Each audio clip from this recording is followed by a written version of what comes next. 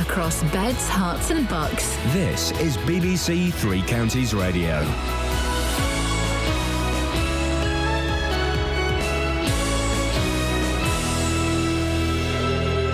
It's 6 o'clock. I'm Simon Oxley. The headlines: Bedfordshire Health Body pledges to balance the books, Cameron meeting EU leaders, and Finance Chief jailed for stealing money from Milton Keynes School. BBC Three Counties Radio. The body which funds NHS services in Bedfordshire says balancing the books will not affect patient care or frontline services despite a £43 million deficit. NHS England has provided a cash injection of £31 million for the Bedfordshire Clinical Commissioning Group, but the Labour MP for Luton South, Gavin Shuker, says that money may go on debts rather than healthcare. Inevitably, they're going to have to pay off this deficit. It's a huge scale, which is why we need to ask basic questions about the accountability that led the CCG to be here in the first place. This CCG now needs to be in special measures and needs to be looked at by government. David Cameron will begin discussions with other European leaders today on his plans to reform Britain's relationship with the EU. At a summit in Latvia, he'll outline changes he wants to see, including restrictions on benefits for migrants, before he holds an in-out referendum on Britain's membership. There's been an increase in the number of drivers caught speeding by fixed cameras in the three counties. A Freedom of Information request shows 12,500 more motorists were penalised last year compared to the year before. This despite some of the cameras in Hertfordshire and Bedfordshire not working. Police in Hertfordshire are searching for an 83-year-old dementia sufferer who has gone missing. James Lomax was last seen near his home in Manor Road in Wheathampstead at 4:50 yesterday afternoon. He's believed to be wearing a light-coloured anorak, dark blue trousers, open-toe sandals and brown socks. He may also be wearing a dark-coloured flat cap. The former head of finance at a school in Milton Keynes has been jailed for siphoning off school funds. Police have praised other staff at 2 Mile Ash School for uncovering the fraud. Catherine Nethersole transferred money and wrote cheques to herself amounting to £120,000. More from Jane Killick. Detective Constable Paddy Navin, who investigated the crime, says the amount of money stolen from 2 Mile Ash School means major school projects have had to be shelved or postponed. Catherine Nethersole took the money between March 2011 and May 2014. The 37-year-old from Biddenham near Bedford admitted 6 counts of fraud by abuse of position. She's been sentenced to 2 years and 2 months in prison. Scotland Yard has stopped a schoolgirl from East London who is taking her GCSEs from travelling to Syria to join Islamic State. Officers intervened after a tip-off from the Daily Mail. Luton Borough Council say they're working with police and landowners to crack down on the problem of off-road bikes. The warning follows complaints from residents living near Hatters Way and Chorlend Lane. In sport, Wycombe Wanderers will check on the fitness of goalkeeper Matt Ingram ahead of tomorrow's League Two playoff final at Wembley against Southend. Ingram missed both semi-final matches, and England's cricketers will resume on 354 for 7 on day 2 of the first test against New Zealand at Lords. The weather dry and sunny this morning, showers possible this afternoon, a maximum temperature 19 degrees Celsius, and you can get the latest news and sport online at bbc.co.uk/3 counties.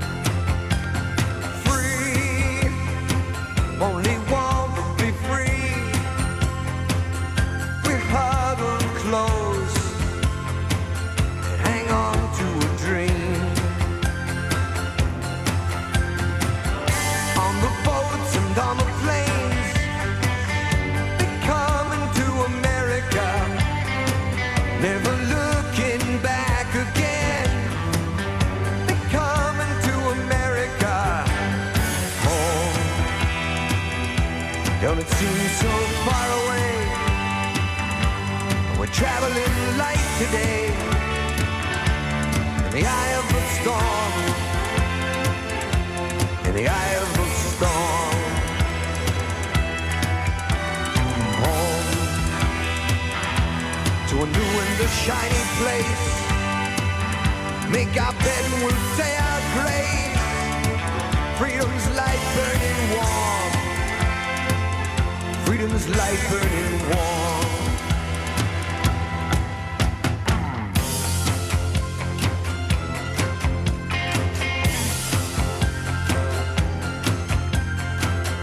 Everywhere around the world, they come into America. Every time that flag's unfurled, they come into America. Got a dream to take them there. They come into America.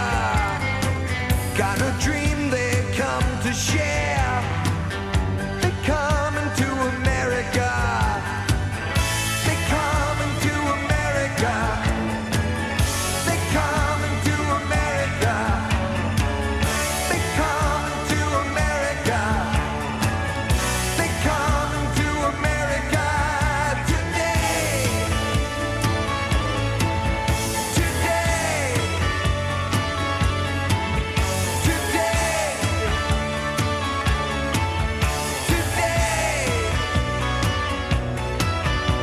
Today. My country, 'tis of thee, sweet land of liberty. Of thee I sing, of thee I sing today. Today.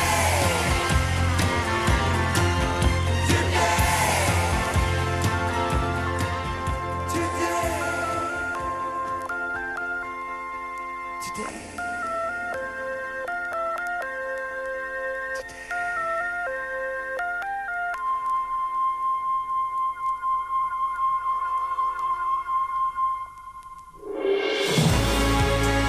Morning, guys.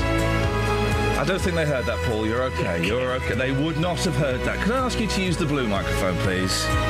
Thank you. Morning, guys. Iain Lee, BBC Three Counties Radio.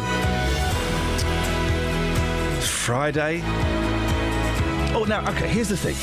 All right. Across hang on. beds, hearts and bucks. This is BBC Three Counties Radio. All right, so I had a little knock on the car yesterday, Scoins. Yeah. A little knock, okay? Now, since then, just steady yourselves. My back and my neck do feel a bit stiff. Right. But they do. Yeah. They do. You've had a collision. Now when I get a phone call from some random Indian bloke saying, I won't do the accent, I believe you were in a car crash. Did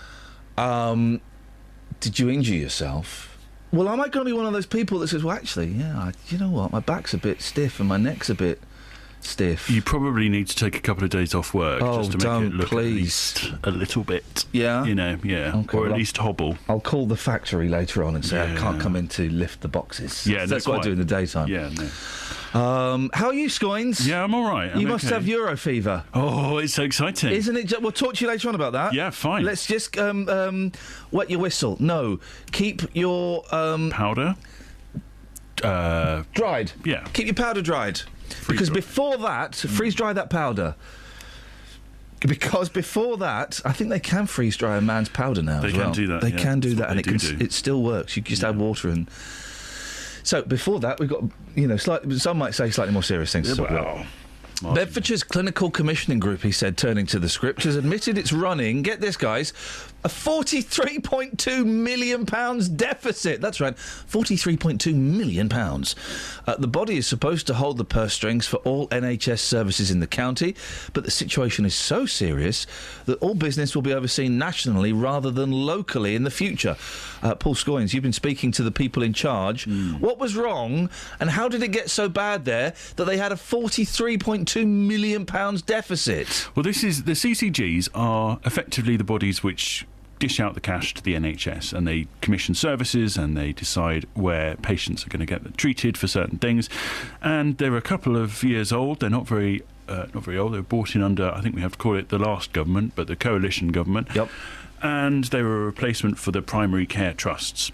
Now, it was very quickly apparent that this was a CCG in trouble because it was posting deficits.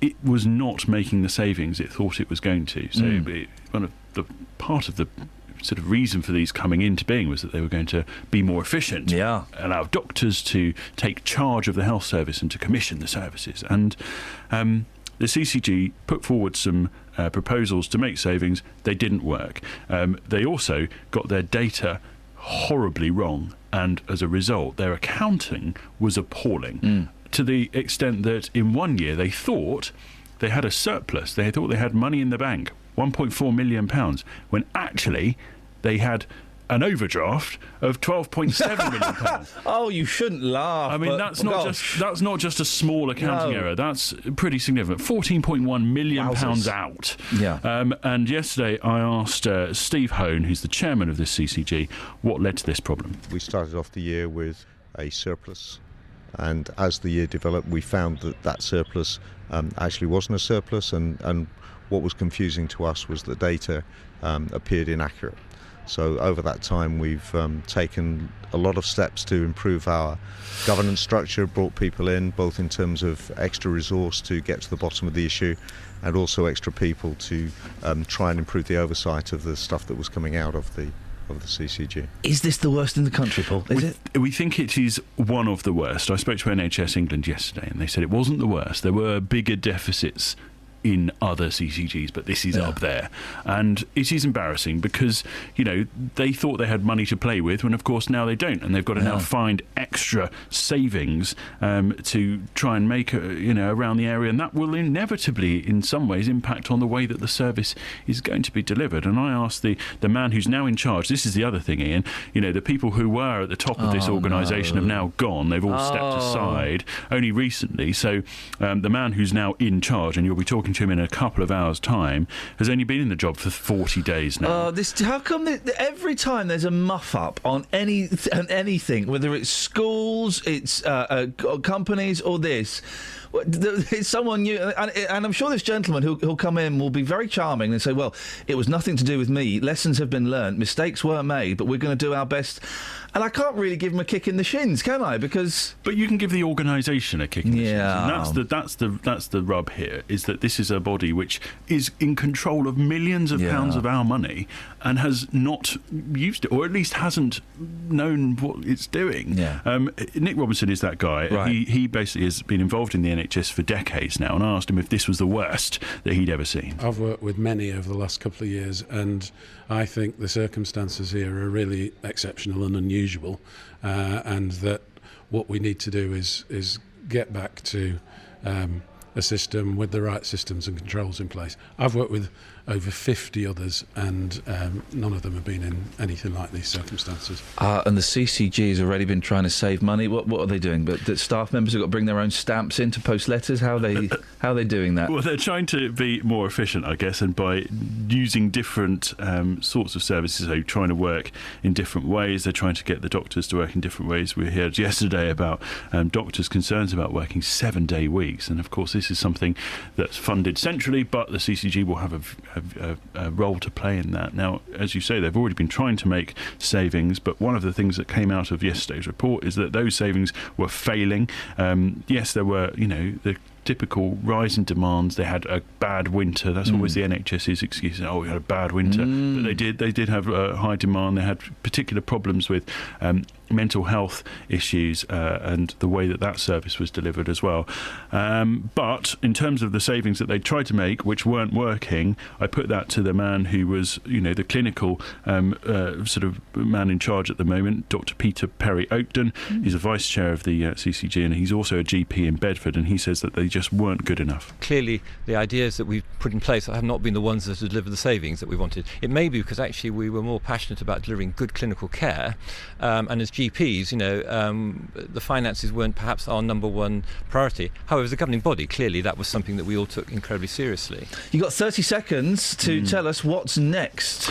Well, now everything, as you say at the beginning, everything has to be run past the body in charge of this, the NHS England. So they've now got to run everything past, including who they appoint, the plan they put out. They need to revert this decline and sort of get better in 3 years, according to NHS England. And they need to see a plan in place as soon as possible. My understanding will be that is in the next 1 to 2 months. You're not going to get anything from him today because he will say, well, we're putting the plan in place. We need to devise it at the moment. We've got to run it past people. So all today really is going to be as a bit of a hands up, yeah, we did bad. He's literally got his hands up there. I believe so, yeah. OK, well, super sexy. Thank you. Travel news for beds, cards and bugs. BBC Three Counties Radio. Looking at the motorways on the cameras, and it's really quiet so far this morning, so it's no queues yet. And the A40 in High Wycombe, there's roadworks going on just after Stewart Road, so that could also cause some delays later on, but it's looking quiet so far. In High Wycombe on Amersham Road, there's gas mains works going on before Gerrards Road, which could get busy later. And in Milton Keynes on the A421 Standing Way, at the Kingston roundabout, there's roadworks there too going on, so expect delays. On the trains, the 614 service from Bedford to Sutton, calling at Luton at 6:34 is been cancelled. Samantha Bruff, BBC Three Counties Radio. Thank you very much. I'm showing Paul Scoynes the cover of the jazz singer soundtrack album, Neil Diamond, from which that first song came. And describe the image I've just displayed to you. That appears to be Neil Diamond, not of the skin tone that you would expect Neil Diamond to be, and blacked wearing a wig, which certainly would indicate he was of African-American parentage. Do you know what I'm going to do? Let me do the news. Stay here, because there's a bit on the record that relates to that. It's one of my favourite lines from any film. It's actually... Well, you couldn't do... Do you remember the film Soul Man? Where a guy blacked up, this is the 80s, guys, a white guy blacked up so that he would get, I think, a basketball scholarship so he could study medicine. Well, it's a scene reminiscent of that. Stay there, hang on. Radio. Oh, I forgot to do the news. Do you know what? There'll be plenty of time for the news later on. Nick Coffer on BBC Three Counties Radio. Every day it's not just about great music and great conversation. I'll get a bit technical here. It's about local experts helping you across beds, hearts and bucks. So what we're talking about then is capital gains tax potentially on the portion of the property that they directly own. On finance, relationships. But look at the way that you have contributed to this situation. Health. When you have a cough, which can seem quite innocuous in this way, but just irritating. Asthma is something that we would think of. Your pets. Particularly if your dog is a border collie cross, it will be epilepsy. And even law. You still cannot say, Judge, you have to stick to this. But the judge's approach now is going to be, well, why shouldn't we? Local advice for local people. Nick Coffer, weekdays from 12 on BBC Three Counties Radio. I'm trying to find the bit on the jazz singer where Neil Diamond's singing in a black club. It's this, right? Okay. So the story of the jazz singer. You've seen this, haven't you, Kath? No. Oh, guys, you're all borrowing my jazz singer DVD. No, listen, I saw it years ago, but I don't really remember very much about it. Right. So Neil Diamond, okay. I grew up on this record. He's a singer in a synagogue. He's a singer in a synagogue, okay, and his dad is the famous Jewish actor Laurence Olivier, and Diamond wants to be a rock and roll singer, and his dad does, I can't do. He does like a really strong Jewish accent, but he says, "No, you can't. There's a scene where Laurence Olivier rips his jacket and says, 'I have no son.'" Oh, anyway, Laurence Olivier. So Diamond wants to be a rock and roll singer. He's about 45 when the film was made. And he hangs out, of course, as you would do if you want to be a rock and roll singer, with black guys. Okay. It's such an 80s film. And the black guys get him a gig, and they say, "We've got you a gig." And he says, "Hey, fantastic, where is it?" They say, "Well, it's at a black club." Sorry? It's at a black club. You're going to have to black up. So Diamond's singing this in full blackface. Wow. With an afro wig in front of a black audience. The black audience are loving it. They don't realise they're being duped. Right, so he's singing this, and they're all getting on going, "Yeah, this is like a funky black song, man. We like this." Here we go. It's got the best quote in. I remember hearing this as a kid and just thinking, whoa. So that everyone's rocking out in this club and they're... Here we go, hang on a second. So Diamond's clapping at this point, by the way. He's clapping. He's getting playing the guitar. Yeah. He's clapping. Do you know what they forgot to do? Didn't black his hands up. Oh. So listen to the audience then. You've got to listen carefully.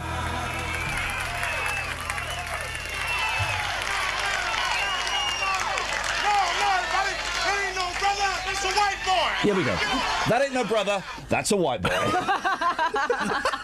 It's the best line from any film. The gentleman realises that Neil Diamond has not blacked his hands up and says, that ain't no brother, that's a white boy. How could you not want to see that movie, Scoins? I want to go watch it now. I've had similar experiences with fake tan. It happens. It happens. He's so fine. Wish she were mine.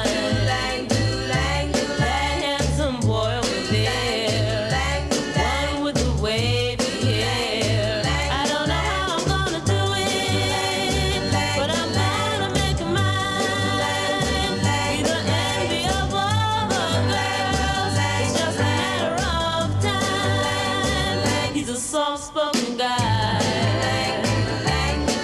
Also seems kind of shy. Makes me wonder if I should even give him a try. But then again, he can't shine. He can't shy away forever. And I'm gonna make him mine. If it takes me forever. He's so fine. Oh yeah. Gotta be mine. Oh yeah. Sooner or later. Oh yeah. I hope it's not later. Oh yeah. We got to get together. Oh yeah. The sooner the better. Oh yeah. I just can't wait. I just can't wait to be held in his arms. I were a queen. And he asked me to leave my throne. I'd do anything that he asked, anything to make him my own. Boy, he's so fine, so fine, so fine, so fine, so fine. Morning, guys. 08459 455 555. Let's tell you what we'll do. We're going to compile the top 10 list of films where people black up or where people white up. Lenny Henry's attempt to break into Hollywood was called... He whited up in it. What was it called? Oh, dear. Oh. It'll come to me in a minute. What other blacked up films? It was big in the 80s. Well, I know White Chicks. That was a Wayland's White Chicks. There we go. White Chicks. Was Lenny Henry's film called Undercover or something? Undercover Brother. No, he was a what? He was no. It'll come to me. 08459 455 555. Now, if you've been stung by a speed camera in Bedfordshire or Hertfordshire, you're not alone. New research suggests the number of drivers caught out is up by 12,500 on last year. Well, Kevin Delaney is head of the Institute of Advanced Motorists. Morning, Kevin. Good morning. What's your take on speed cameras? Well, speed cameras, let's be clear about this, they do work. What speed cameras do is they reduce the speed, generally, of traffic going past them, and that's their job. They will also reduce death and injury on the road, provided they're put in the right place. Now, is that right, Kevin? Because I know that at some point today we'll get someone phoning up saying those figures are made up and that they relate to a study in Portsmouth, and they'll go, it's all nonsense. Well, I know exactly what you mean, and I've been living with this debate for, it seems forever, although in fact it is only for about the last 20 years. Now, the simple fact is that provided speed cameras are actually positioned on a place in the road or in a stretch of road where there is a bad record of speed-related crashes, then they will reduce the crashes by reducing the speed of most of the traffic. The problem comes when people when they go into roads where the look of the road doesn't actually match up with the speed limit, and that's where the difficulties tend to arise. So, for example, speed cameras cameras on motorways, which are our safest roads generally, tend, I think, nowadays to catch more speeding drivers than, for example, speed cameras in your local high street. You shouldn't. People that complain about speed cameras and being caught out by them, it's tough, isn't it? You shouldn't be speeding. That's absolutely right. You shouldn't be speeding. However, and I'm not here making a case for a speeding driver, the simple fact is that in a modern car, the difference between, for the driver, the difference between 30 and 40 miles an hour is negligible. You can actually, even if you know the speed limit, exceed 30 by a relatively small margin. And if the people operating the cameras decide to sort of institute prosecution at a very low margin, so, you know, in the bad old days, before we had the speed cameras, the Association of Chief Police Officers had guidance on speed enforcement of speed limit plus 10% plus 2 miles an hour, which meant that if you were doing less than 35 miles an hour, then you wouldn't get prosecuted. That isn't necessarily the case now. I'm not saying that it isn't the case anywhere, but it isn't necessarily the case because, of course, speed enforcement has largely been taken over, or rather being done on behalf of the police, by camera partnerships. Why do you think there's been such a big increase in drivers being caught out by this?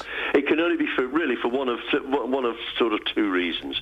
Either more of us are speeding, and I'm not entirely sure that I buy that one, or that the enforcement effort has been increased, and that would include, for example, reducing the level of sort of the grace period, if you like, for speeders. So it might be that there are more cameras there's more camera enforcement going on. It might well be that whoever is doing the camera enforcement is now instituting prosecutions at a lower level than they would previously. Kevin, that can only be one of those two reasons. Kevin, you're the head of the Institute of Advanced Motorists. Does that mean you're like the best driver in the country? No. And indeed, I'm only the head of road safety within the Institute of Advanced Motorists. No, and I'm certainly not the best driver in the country. I have absolutely no idea who would be the best driver in the country, and I think it would be very, very dangerous for any one of us. Yeah. I mean, we all think we're good, but it would be very dangerous for any one of us to think that we were the best driver in the country, because not one of us is perfect. It's not me, Kevin. I went into the back of a BMW yesterday. They're built like tanks. Their car not a scratch. Mine was crumpled. That's often. Well, the back of for two reasons. One, you were braking probably, and when you brake, the nose of your car goes down. So what's happening is that you're actually sort of going under the back of the BMW. So not good. But there we go. I'm certainly not the best driver in the country. On my good days, I hope I'm a good driver. Kevin, I appreciate your time. Thank you very much indeed, Kevin Delaney, head of the Institute of Advanced Motorists. Yes, it was True Identity. True Identity was the Lenny... Imagine Lenny Henry making a film. Why would... The 80s were weird, because there were loads of people like him and... Rick Mail going to Hollywood to make films. I mean, with the greatest of respect, why would you want to go and see a Rick Mail or a Lenny Henry movie? Drop Dead Fred was quite good, though. Well... I mean, for what it was. Well, it got stinky reviews at the time, didn't do any business at the time. It's kind of become a cult on, I believe, on VHS video. 08459 455 555 is the telephone number if you want to give us a call. 81333. Start your text 3CR. We'll speak to Dealey in a bit. He's come dressed up as... well, he seems to have forgotten to put his shoes and socks on today. It's a very weird look. Travel news for beds, cards and bugs. BBC Three Counties Radio. It's still looking really quiet. In Buckingham on the A421 eastbound, there's looking like around the total roundabout, there's roadworks going on, but that isn't causing any delays at the moment. Also on the A421 Standing Way in Milton Keynes, the Kingston roundabout, expect delays there later on because of the roadworks. In Amersham Road in High Wycombe, there's gas mains work just before Gerrards Road. That's not causing any delays so far, but expect that to get busy later on. And checking the motorways, no reports of any problems so far on the M25, and no delays showing up on the train departure boards. Samantha Bruff, BBC Three Counties. Sammy, thank you. Yeah, you're right, Scott. We can open this up. When have people just played different ethnicities? He says Mickey Rooney yellowed up in Breakfast at Tiffany's. He did, didn't he? And he did the full-on... he did all that, didn't he? It's awful.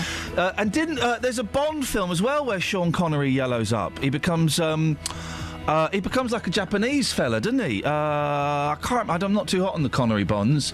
films where people have played. Let's couch it in BBC language. Films where people have played other people from other ethnicities, or when have people blacked up, yellowed up, or whited down. 08459 455 555. Across beds, hearts and bugs. This is BBC Three Counties Radio.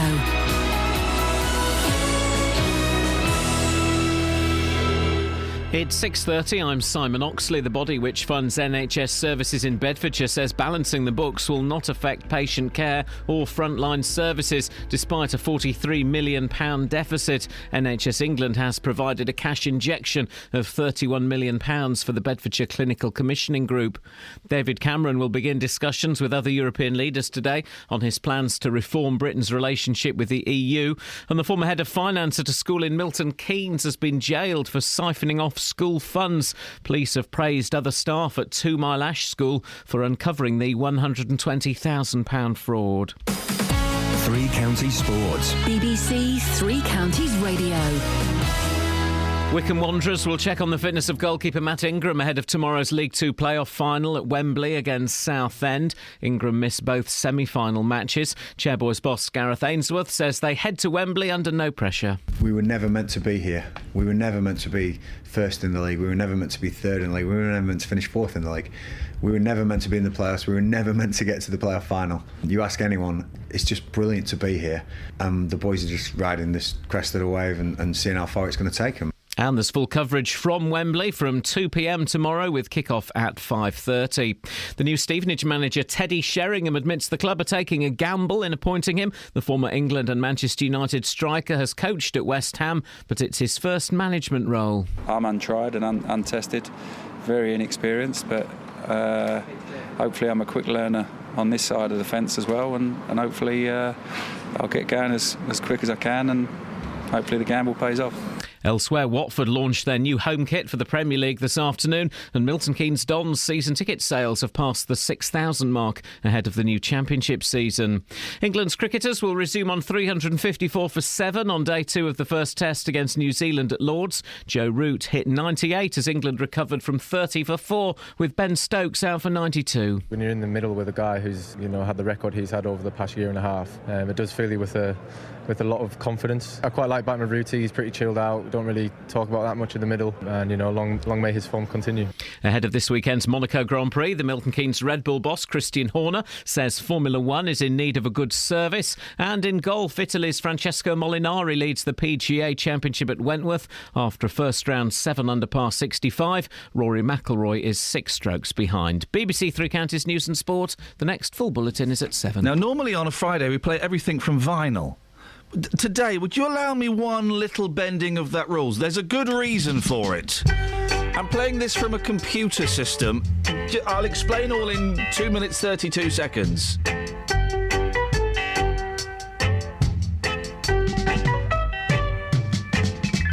Hey, fatty boom boom, the sweet sugar dumpling. Hey, fatty boom boom, let me tell you something. No, not because you're so big and fat. Don't believe I'm afraid of that. Self-praise is no recommendation. I'm looking for creation. Hey, fatty boom boom, the sweet sugar dumpling. Hey, fatty boom boom, let me tell you something. To me that look like mouse on a $1 bread. I wouldn't stop trying till I drop down dead. Never let your big size fool you. The cooler day of the cool you.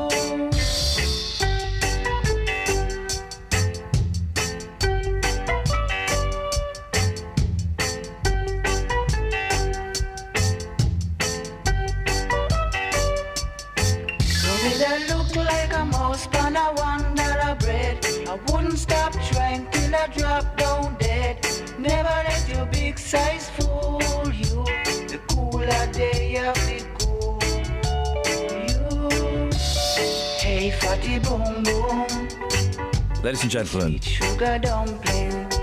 For some reason, this song became a huge. It was a huge hit. My dad used to sing this song to me when I was a little boy. Imagine that. Oh, I miss my dad, and I just remembered he would sing this to me when I was a little boy. I'm afraid of But it's been this show's mission to track down Mr. Carl Malcolm, the gentleman who recorded this classic hit. Hey, fatty boom boom. Well, Kelly Betts has only gone and done that. She's tracked down Carl Malcolm. He's on the line now. Good morning, Mr. Carl Malcolm, sir. Good morning, man. How are you, fella? You all right? Everything nice, man. Now, I say good morning. Whereabouts in the world are you? I'm in Washington, D.C. Washington, D.C., so I'm guessing it's... Outside Maryland, yeah, close to Washington, D.C., Maryland. So I'm guessing it's quite late at night there, is it? Yeah, it's about one something. How did you end up in Washington, Carl? Well, I live between here and Jamaica, but I stay here mostly. Okay. I got a business running in Washington area. Okay. And are you still making music, Carl? I know you're making music because we got your new song here, which we're going to play a bit of in a second. But you're still doing it, are you?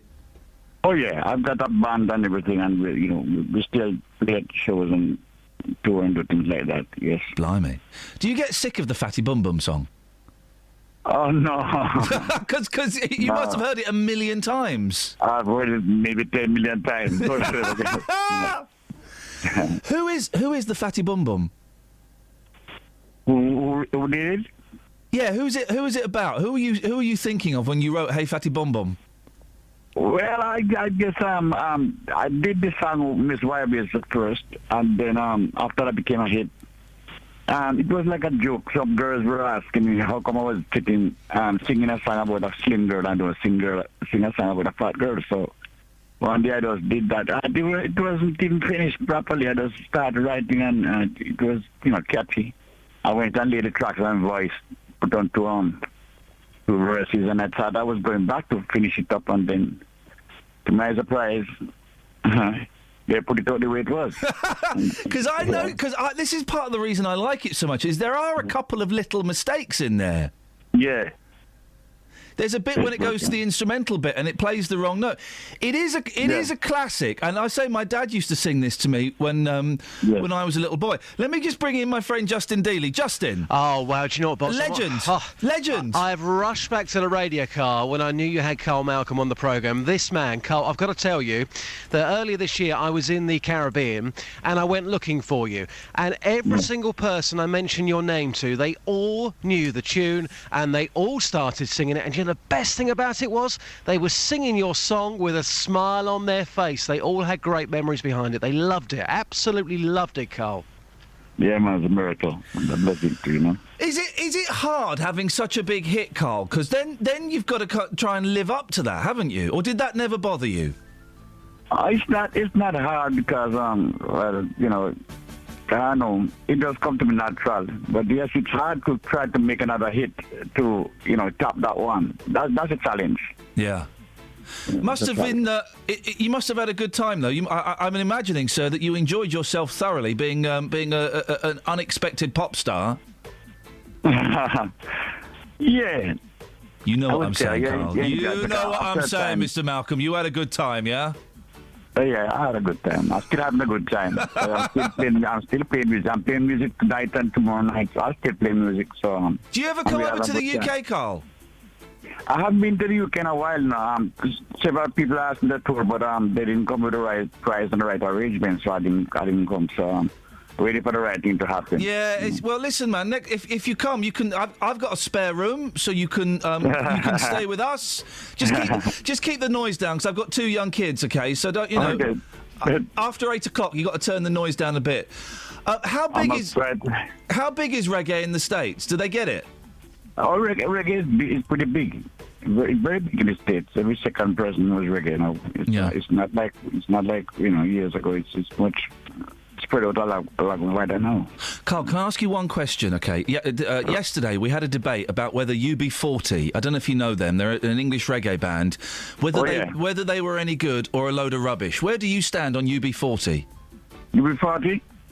Yeah, Because I like them. I like his voice.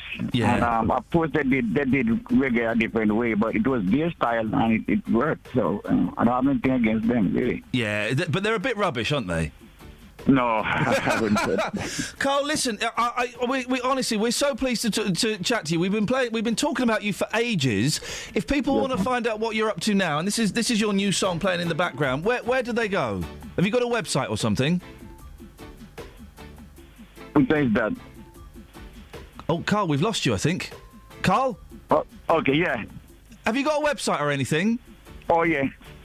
Carl Malcolm and Positive Vibration. It's with Carl Malcolm, pvband.com. Just say that again, Carl. Carl Malcolm. Yep. pvband.com. Excellent stuff. Hey, listen, man, go and get some sleep, and just thank you for being such a good sport. I really appreciate your time. Yeah, man, no problem. Thank you, Carl. Take care. Listen. Ta-ta. Bye-bye. There we go. Oh, Justin Dealey. What a legend that man is. It's 1 o'clock in the morning in Washington. No wonder he sounds knackered. Oh, I love that story of, I made this song and I couldn't believe they put it out there. It is brilliant because you listen to it. There are loads of mistakes in it, but I love that. I mean, who has the kind of audacity to sing a song about a girl with a fat bum? Well, can we just, I think a spontaneous round of applause for Kelly Betts needs to be done here, because Kelly managed to track Carl Malcolm down. She's been, I guess it would be fair to say, grooming him online, haven't you, to come on? Yeah. What was it that won him over? Well, it does end suddenly, doesn't it? What was it that won him over? The pics? Yeah, I sent some pics and said, if you want more, come on the radio. What a nice man. I'm not sure if he knew exactly what was going on there, but what a thoroughly nice gentleman. Justin? Yeah? What the heck are you wearing this morning, fella? I'm wearing tassel loafers with no socks. It is summer, it is fashion. Deal with it. I've seen the picture. Scoins has sent me the picture. I'm going to tweet it. Of what? Your feet.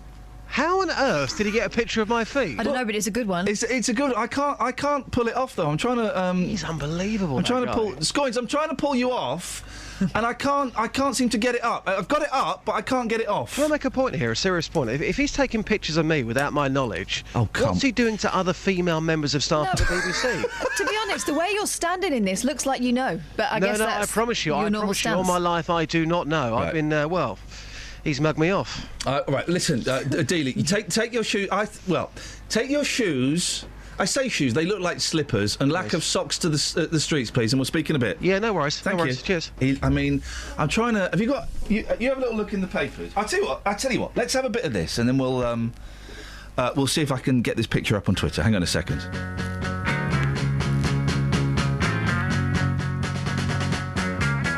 Some girls love to run around, love to handle everything they see.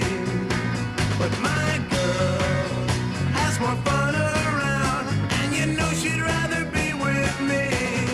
Me, oh my lucky guy is what I am. Tell you why you'll understand.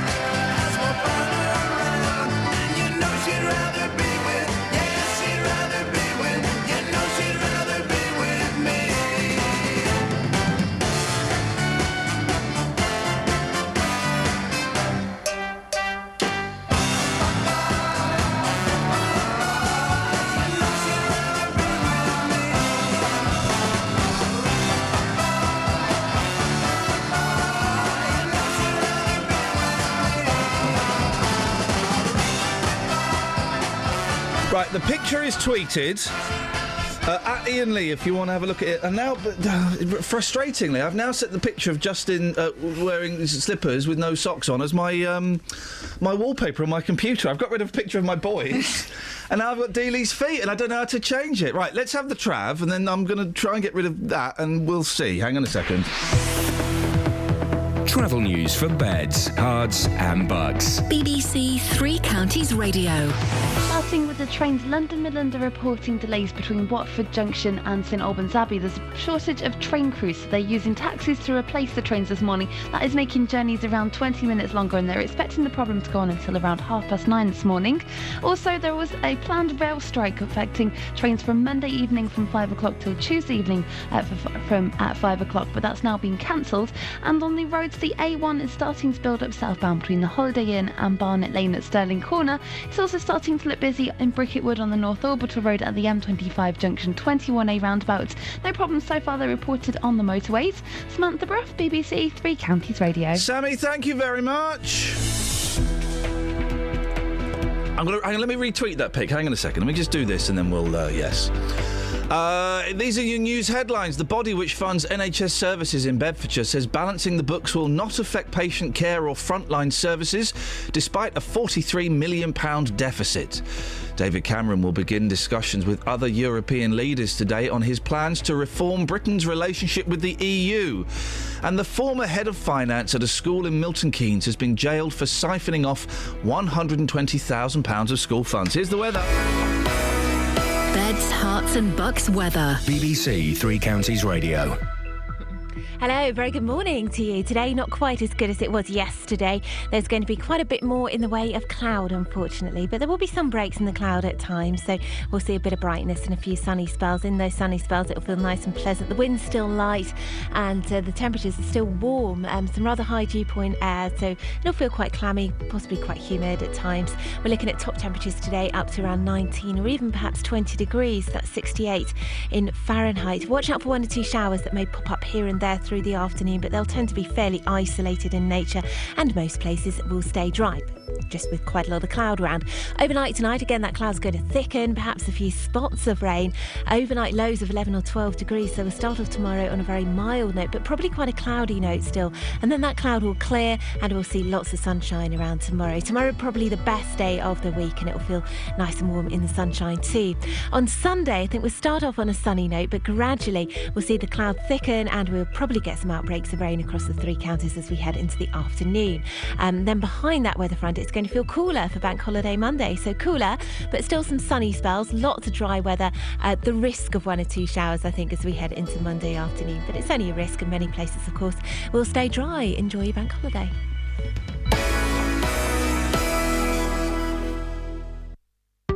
Sometimes in life, things don't always go to plan. It worked perfectly for 2.5, 3 years till 2 days ago. He should refund me £1,900. Which is where we come in. We managed to get them to agree to come back in to the property on an agreed date. The JVS show takes on your consumer problems. I've basically lost the whole lot in administration charges. And helps to get to the right solution. I've received a cheque back for £578. Jonathan, I can't thank you enough. I don't know how you do what you do, you and your team. The JVS show, weekdays from 9, here on BBC Three Counties Radio. Well, if you've just tuned in, you missed Carl Malcolm, Hey Fatty Bum Bum fame coming on the show. I mean, I missed it as well, pretty much. And I was talking to the fella, but what a nice gentleman. I've tweeted it at Iain Lee. Retweet if you think he looks like a plum. Favourite if you think he looks like an icon. We've had two favourites. Hang on, we're not talking about Carl Malcolm here. We're talking about Justin Dealey. Oh, Justin Dealey. He's wearing like slippers, it looks like, and no socks. And someone's tweeted, I thought I'd turned over to Rasta Mouse. How do they get away with that on Rasta Mouse? I guess they use actual Jamaican actors rather than someone who mocks it up. But, I mean, also it's rubbish, Rasta Mouse. We're also asking as well, films where people have blacked up, yellowed over or whited down. The Oompa Loompas don't count. No, because they're orange. They're not supposed to be any particular not a race. Someone sent me another one on my Twitter's all full of Justin's feet now. Lenny Henry and True Identity. We've got that one. Thank you. Short Circuit had a comedy Indian, says Patrick. White Chicks. Soul Man is where it started from. The Watermelon Man. I don't know the Watermelon Man. That sounds outrageous. And also, it was big in the 70s. There was Spike Milligan blacked up, Indianed up, to play a comedy Indian in Curry and Chips. Peter Sellers was partial as well. Peter wasn't he? Sellers, oh goodness gracious me. And They Like It Up 'em. Some like it hot. No, it ain't half hot, Mum. There was a comedy. There was a white man whose character was he would black up and be an Indian. Yeah. I don't see anything wrong with that. Charlie Chan was never an actual Chinaman, was he? No. Peter Sellers did a Charlie Chan as well. Actually, Peter Sellers loved it. I don't know if there's anything technically wrong with it. Bit of bants. What you got in the papers? Tell you what, this person... There's nothing in the papers. A man was so frustrated. I've been frustrated in the past. It might make me shout. It might make me, make a bit of a show of myself. Yeah. I've never done it quite like this. No. A man was so frustrated at finding his flight had been overbooked that he stripped naked in the airport. Have some of that. Yes. The man had been attempting to board a US Airways flight to Jamaica from Charlotte Douglas International Airport in North Carolina. Yeah. Onlooker Sherry Ketchy told WBTV. He started standing there with his arms crossed and hollering at the lady at the desk. He stood there for a moment and then started taking off his clothes. I mean, a natural reaction. You would do that if you've ever done a naked protest. I mean, sometimes it's the only option. Rob's not quite got the hang of this. The most disgraceful attempt is still that black guy who whited up as a Cockney in Mary Poppins. No, that was actually that was a white guy. That was a white guy. 08459 455 555. Patrick's on the line. Morning, Patrick. Morning, Ian. What you got for us? Usual suspects.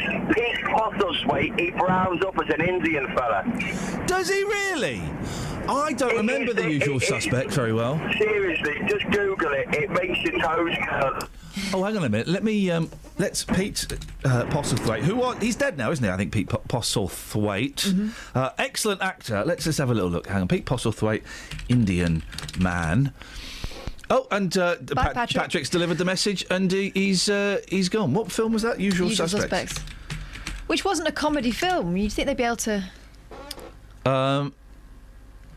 Yeah, fair play. Yeah. Fair play. Fair play. He does a bit. All right, Just. Yeah, good morning, boss. People have, could mistake you for someone who's blacked up or oranged up. Tributes to the Oompa Loompas.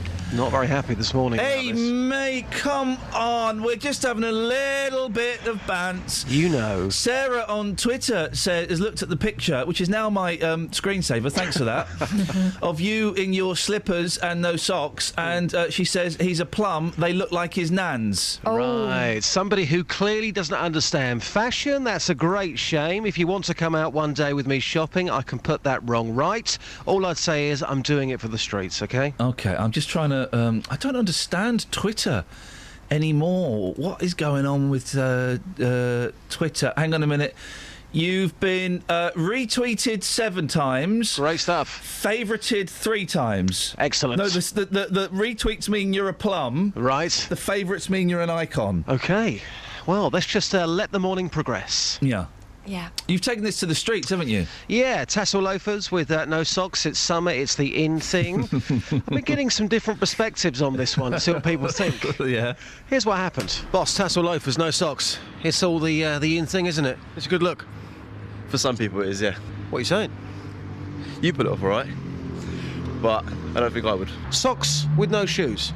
Let's get the German perspective. Is that a good look? No, it's not good. Oh, what? Why? Only shoes with socks is better. That's a rubbish German perspective. Thank you, sir. Cheers. Let's get the Jamaican perspective. Sir, you've got a beanie hat on this morning, fantastic hipster beard. Fashion is your middle name. What do you think about my shoes, my loafers with no socks? Brilliant. I think it's nice. If I was walking the streets of Jamaica, would people say respect? Yes. Yeah, but they say that to anyone, mate. No. It doesn't mean anything. They're just nice and friendly. He was talking specifically about my shoes with no socks. OK, it's kind of evening up a little bit on people who think that you're an icon. It's 9 plum, 5 icon. Let's ask Dr. Watts. Morning, Watts. Hey, how you doing? Yeah, I'm all right, fella. What do you reckon, plum or icon? Oh, plum. Dealey? Don't tell me. Is your profile picture a picture of an animal, by any chance? No, it's not, no. Is it a picture of an egg? No, it's Evil Edna off Will the Wisp. Yeah, fair play. Fair play, Yeah, Justin. fair play, Fair yeah, play, yeah, Just. yeah. Speak to you later on. Ta-ta. Dr. Watts, what have you got for us? Oh, Eddie Murphy in Trading Places. He whited up as the Jewish guy in the barber shop. Oh, if anyone's gone full Jew as well, we'll take that. 08459 455 555. I don't remember Trading Places very well. Oh, you need to watch it. It's hilarious. There's also, I'm being reminded, Peter Sellers did it all the time, Birdie Num Nums. Remember Birdie Num Nums? And Darren says, and this is a good one, Gene Wilder in The Silver Streak, where he's actually in the toilets. He's actually got boot polish. He's wiping boot polish on his hands, and he's walking around, and Richard Pryor's teaching him how to be black, and he's going, I'm a black man. I'm a black man. Yeah, I remember that. I'm a black man. He's doing that. Wow. He's doing that. Dr. Watts, I don't know if there's anything wrong with it. I don't actually. I think it's funny. I think it's funny. I think it. Do you know? Thank you, Dr. Watts. I think it's funny as long as you're not doing it to, degrade the person that you're portraying. No, the only person who's been ridiculed in that was him. Yeah, wasn't he?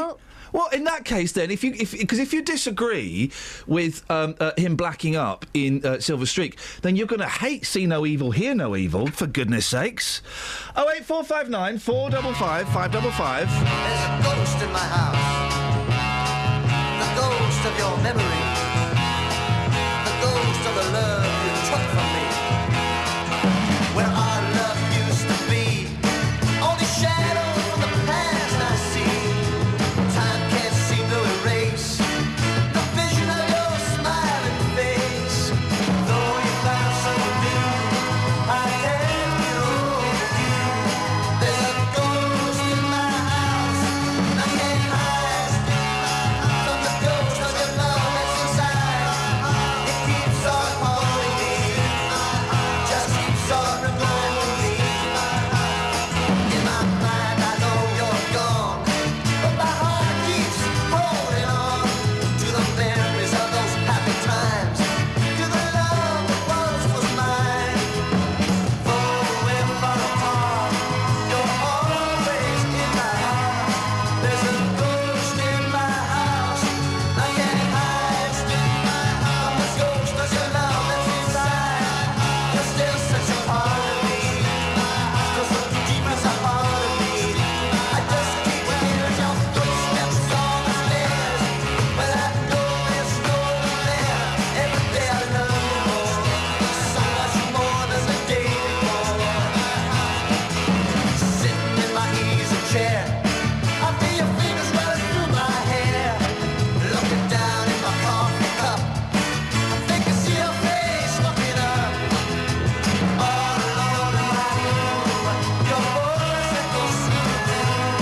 There's a ghost in my house that I can't hide from this ghost of your love that's inside. It keeps on haunting me, just keeps on reminding me. Morning, Richard. What have you got for us? Morning. Tropic Thunder, Robert Downey Jr. Robert Downey Jr. When did he black up? In a film called Tropic Thunder. It was a comedy. Oh, yes, of course. Tropic Thunder, thank you. How could I have forgotten that? I don't know. I don't know if there's a problem with it. I don't necessarily see that there is. Right, 08459 455 555 is the phone number. We're going to crawl slowly out of the rabbit hole. We'll keep the debate about, and it is a debate, about Justin's shoes. I mean, they look like slippers. That's the thing. Sammy, have you seen the picture of Justin's feet? Let me have a look. Have you put it on Twitter? Yes, mate. That's exactly what I've done. It's handy, that, isn't it? Oh, I can't see it. I will look though. Oh, no, hang on. Oh. No, I can't see it. What do you mean you can't see it? I'm looking. Are you following me, mate, or what?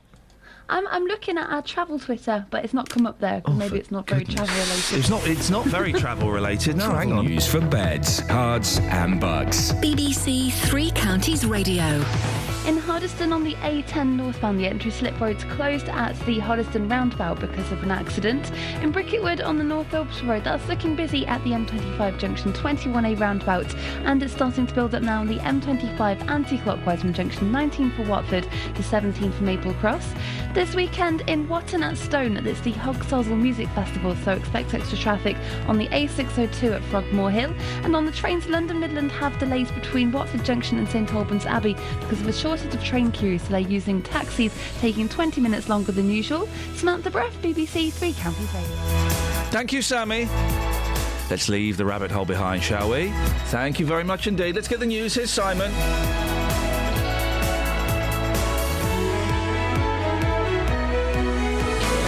Local and vocal across beds, hearts and bucks. This is BBC Three Counties Radio.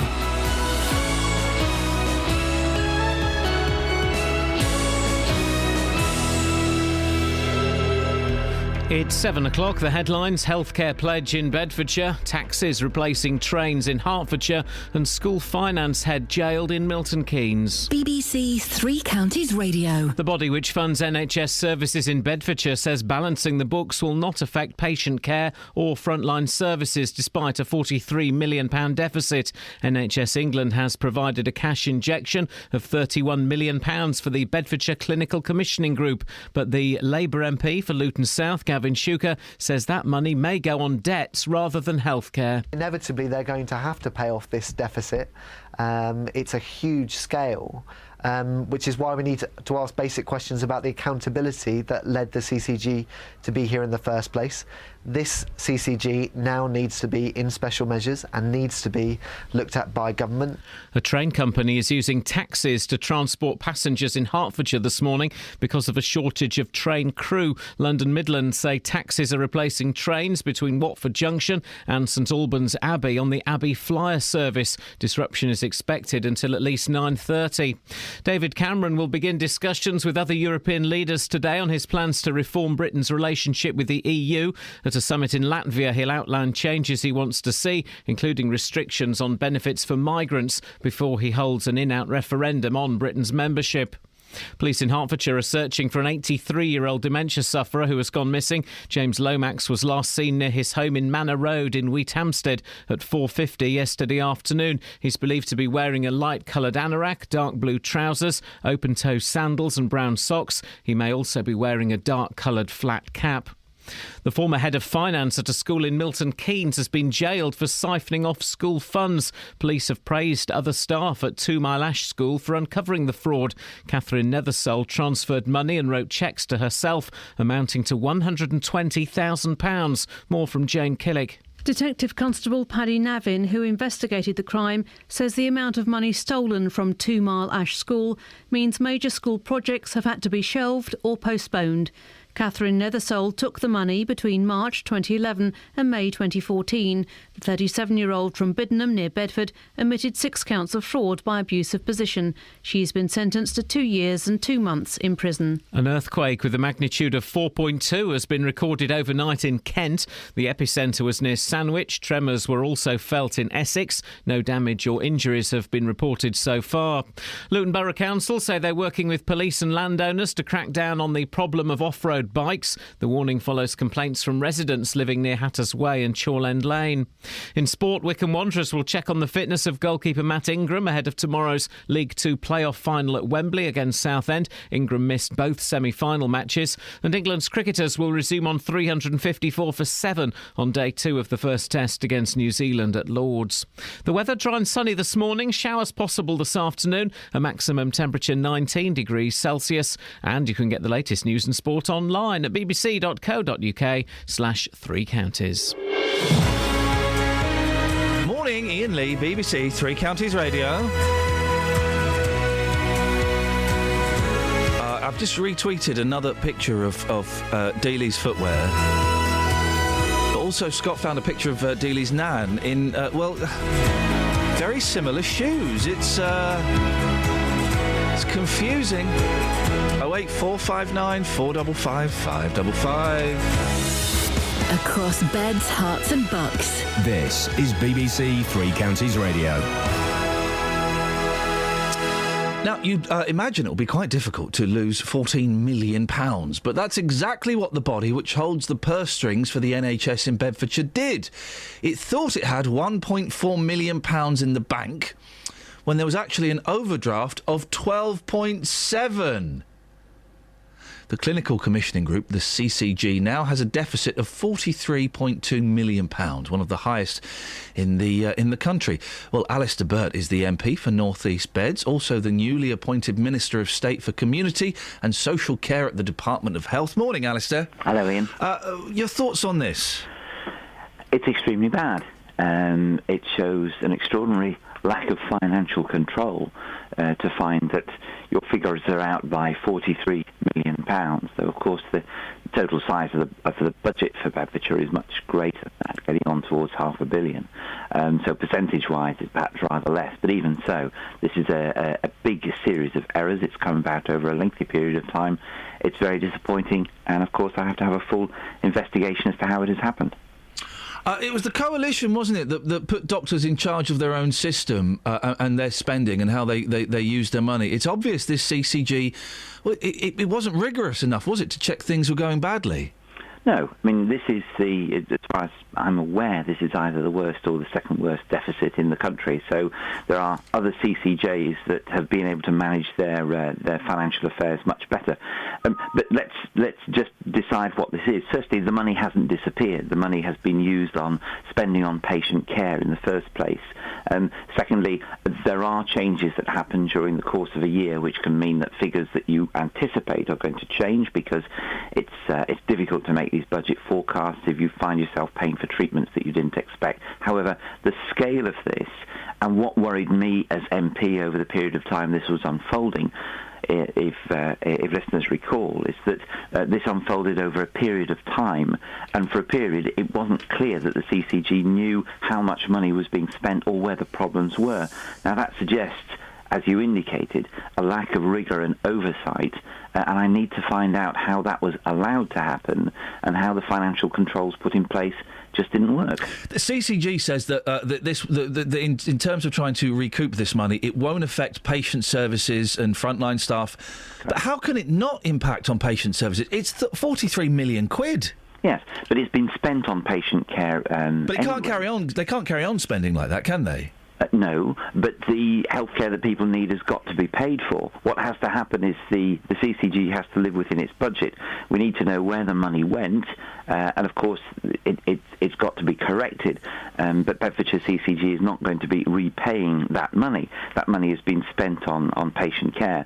What it's got to do is make sure that when it gets its new budget, it knows how much it's paying out so it can control its figures. But if it's...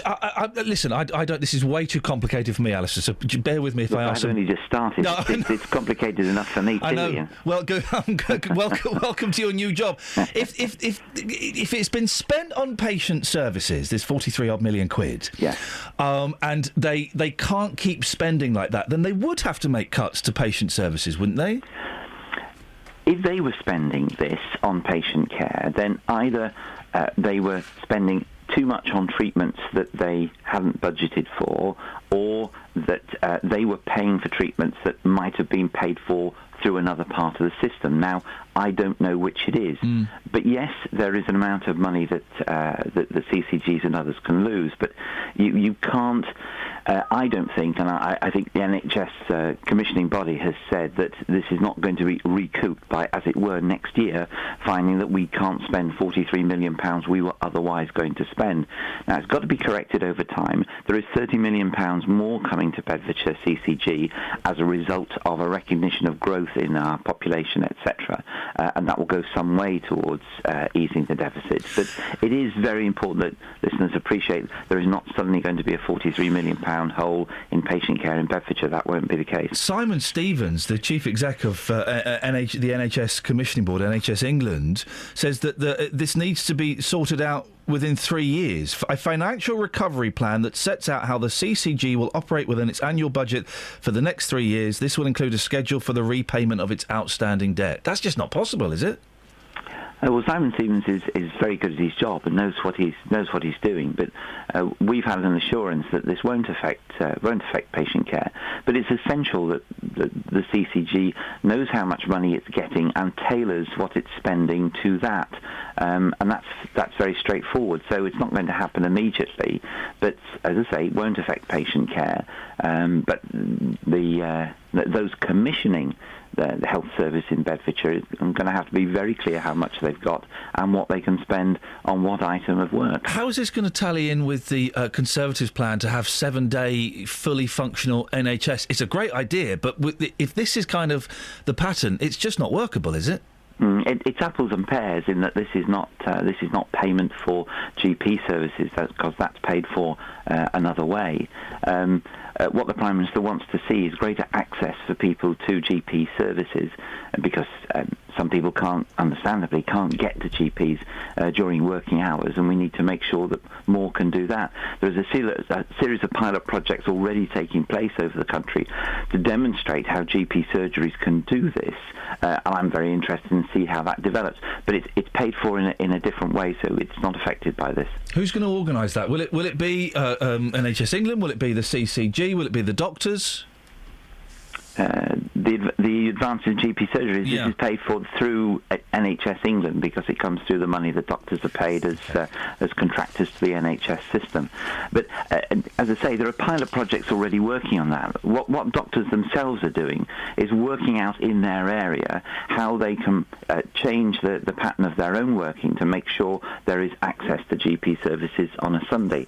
And we are very much leaving it to doctors and clinicians to do that work. But the financial oversight has to come from the centre, and that's what worried me about this CCG problem, that as it developed month by month, I'm concerned about how the centre did not know what was happening and therefore could not provide the support needed or the financial control changes that Bedfordshire needed, because Bedfordshire is unusual in terms of the size of its deficit compared to others.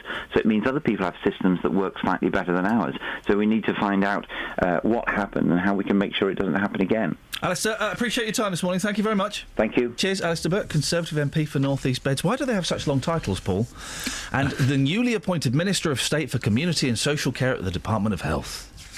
£43.2 million. Imagine if you overspent that. Mrs. Scoynes would be very upset. Well, imagine you go home to Mrs. Scoynes. You go, hey, I've just looked at the bank account. We've got £1.4 million in there. Let's go nuts. You go nuts, and the next day you go, oh, blimey, actually, sorry, we were £12.7 million overdrawn. How can you get that wrong? So, no, it's not like carrying a couple of noughts in the wrong place, is it? Unbelievable.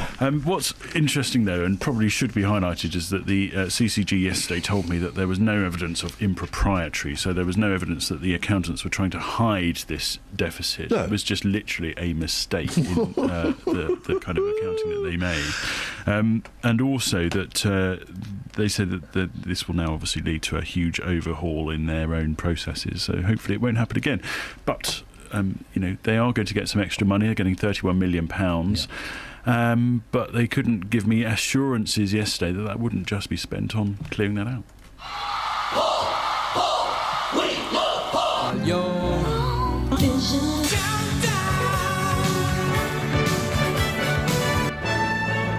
Yep, well, you're here. We might as well get our money's worth. You are our Eurovision correspondent. Yes. What happened last night? Was there a semi-final last night? Yes, there was! Yeah. Well done! I think it was the first or second, one of them. I don't know, mate. You're the expert. I would think second, because it's tomorrow, the final, isn't it? Yeah, but that might mean there's one tonight. No, they'll be preparing tonight. They'd have to have a day off. Yeah, they'd have to have a day off. Second semi-final last night, very exciting. I understand that the Estonian entry, not as exciting as some of the ones that could have been in that. The last couple of Estonian entries been, let's frankly, bonkers. Yeah. They've gone with a very toned-down version this time. Tell us about the previous Estonian entries. Why were they so bonkers? One was, I think, a couple of guys dressed as spacemen, and that's about as much as I know. I know that in one of the newspapers, Scott Mills says, here it is, there are a lot of ballads, and at first I thought, where's all the high camp? But there's still some in there. I mean, he probably stole this view from somebody else. But would you agree with whoever first said that, that it is a lot of ballads in there? Well, I can tell you from some extensive research I've done by reading Pop Bitch that is that still going? Yeah. Gosh, I unsubscribed years ago. No, it's worth it. It's worth a look once in a while, especially around Eurovision time. They are hot on it. But I unsubscribed when I was a story on there. Oh. Yeah. Anyway, carry on. I didn't get money for that. It was a long time. It was a lifetime ago. The interesting thing, you would expect happy pop songs to do well. Yeah. But actually, the majority of winners are in the minor key. Yeah. Which is, possibly revealing about ballads. J.G. Ballard and the Miners. What? Yeah. It's just a rumour, by the way. It's also been shown that if you have what was the line? I think minor keys and A's. Gosh, you've made funny. I'd have thought in the music business, E's would have done particularly well. It's funny how you've managed to suck the life out of one of the most glorious celebrations of world music. You've just completely sucked it off, and it's all of the life and the energy has been sucked out. Imagine there's a pipe, right, and that pipe is right at the one end of the pipe. There's a big vat of energy and life, and at the other end there's you, and you're just sucking. Make a sucking noise for me. All of that life and energy has gone from that vat, and is now in me. In me, yeah. You, yes, in you. Yeah. There we are. But then now you've expelled it. So it's all gone. Okay. Into the atmos. Electro Velvet. Yeah. That's the UK's entry. We know. Sounds a little bit like the Bird's Eye Potato Waffles theme. Have I mentioned that before? Could you do me a favour? And could you please sing the Bird's Eye... Could you sing this year's British Eurovision song entry? Bird's Eye Potato Waffles, waffly versatile. They go with eggs, beans, chips, fish fingers. Oh, fish fingers. Bird's Eye Potato Waffles, waffly versatile. Travel news for beds, cards and bugs. BBC Three Counties Radio. In Hoddesdon on the A10, the entry slip road northbound to the Hoddesdon roundabout has been closed because of an accident. In Standon on Stortford Road at the High Street, there's roadworks going on, so they could cause some delays, but it's not looking too bad at the moment. On the M25, though, it's starting to build up between junction 19 for the A41 at Watford and 16 for the M40. And on the trains, London Midland have delays between Watford Junction and St Albans Abbey. They're using replacement taxis, so it's taking 20 minutes longer than usual for the journey. Also, National Rail have called off the strike action going on across the bank holiday weekend now. Samantha Bruff, BBC Three Counties Radio. The weirdest thing has just happened. Just can you say, not the last sentence, can you say the penultimate sentence you just said to me while Sammy was doing the travel? I'm going to cook you a lasagna. Isn't that weird? You can go now. Okay. Thanks. Stop sucking. Oh. 7:17, it's Friday the 22nd of May. I'm Iain Lee. These are your headlines on BBC Three Counties Radio. The body which funds NHS services in Bedfordshire says balancing the books will not affect patient care or frontline services despite a £43 million deficit. David Cameron will begin discussions with other European leaders today on his plans to reform Britain's relationship with the EU. And Kelly Betts has just brought me what I'm hoping is a delicious cup of coffee. BBC Three Counties Radio.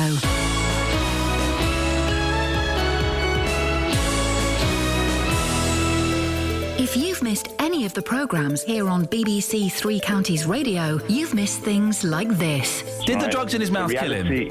No, they didn't. Okay. Did they play a part in his death? He had 4 glasses of champagne, 2 bottles of wine, 4 cocktails. What's 2 French? I have a feeling it was a cocktail as well. But there is a way you can hear it all again. And Renata Blower, you have just allowed the first ever nurse to be funded for Great Ormond Street who will deal specifically with children who have undiagnosed conditions. bbc.co.uk/Three Counties Radio. Well, the Police and Crime Commissioner for Bedfordshire, Ollie Martins, joins me in the studio. Were you wrong to go ahead with this referendum? But what was the alternative? As I've said, that was not a situation that I was prepared to just sit there and do nothing about. Allowing you to listen to what you missed. bbc.co.uk/Three Counties Radio.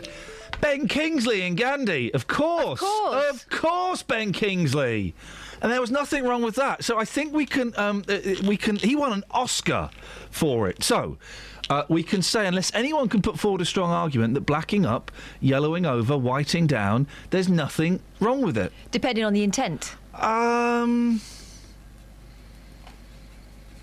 I'll hold that caveat for the moment, but Hold it. But if I was feeling better, I would bat it out of the park. But you get a free pass today. Thanks. Get a free Appreciate pass. it. You're welcome. Any texters? Yeah. Before we get to our two A guests. few, but some of them are referring to something we can't talk about anymore.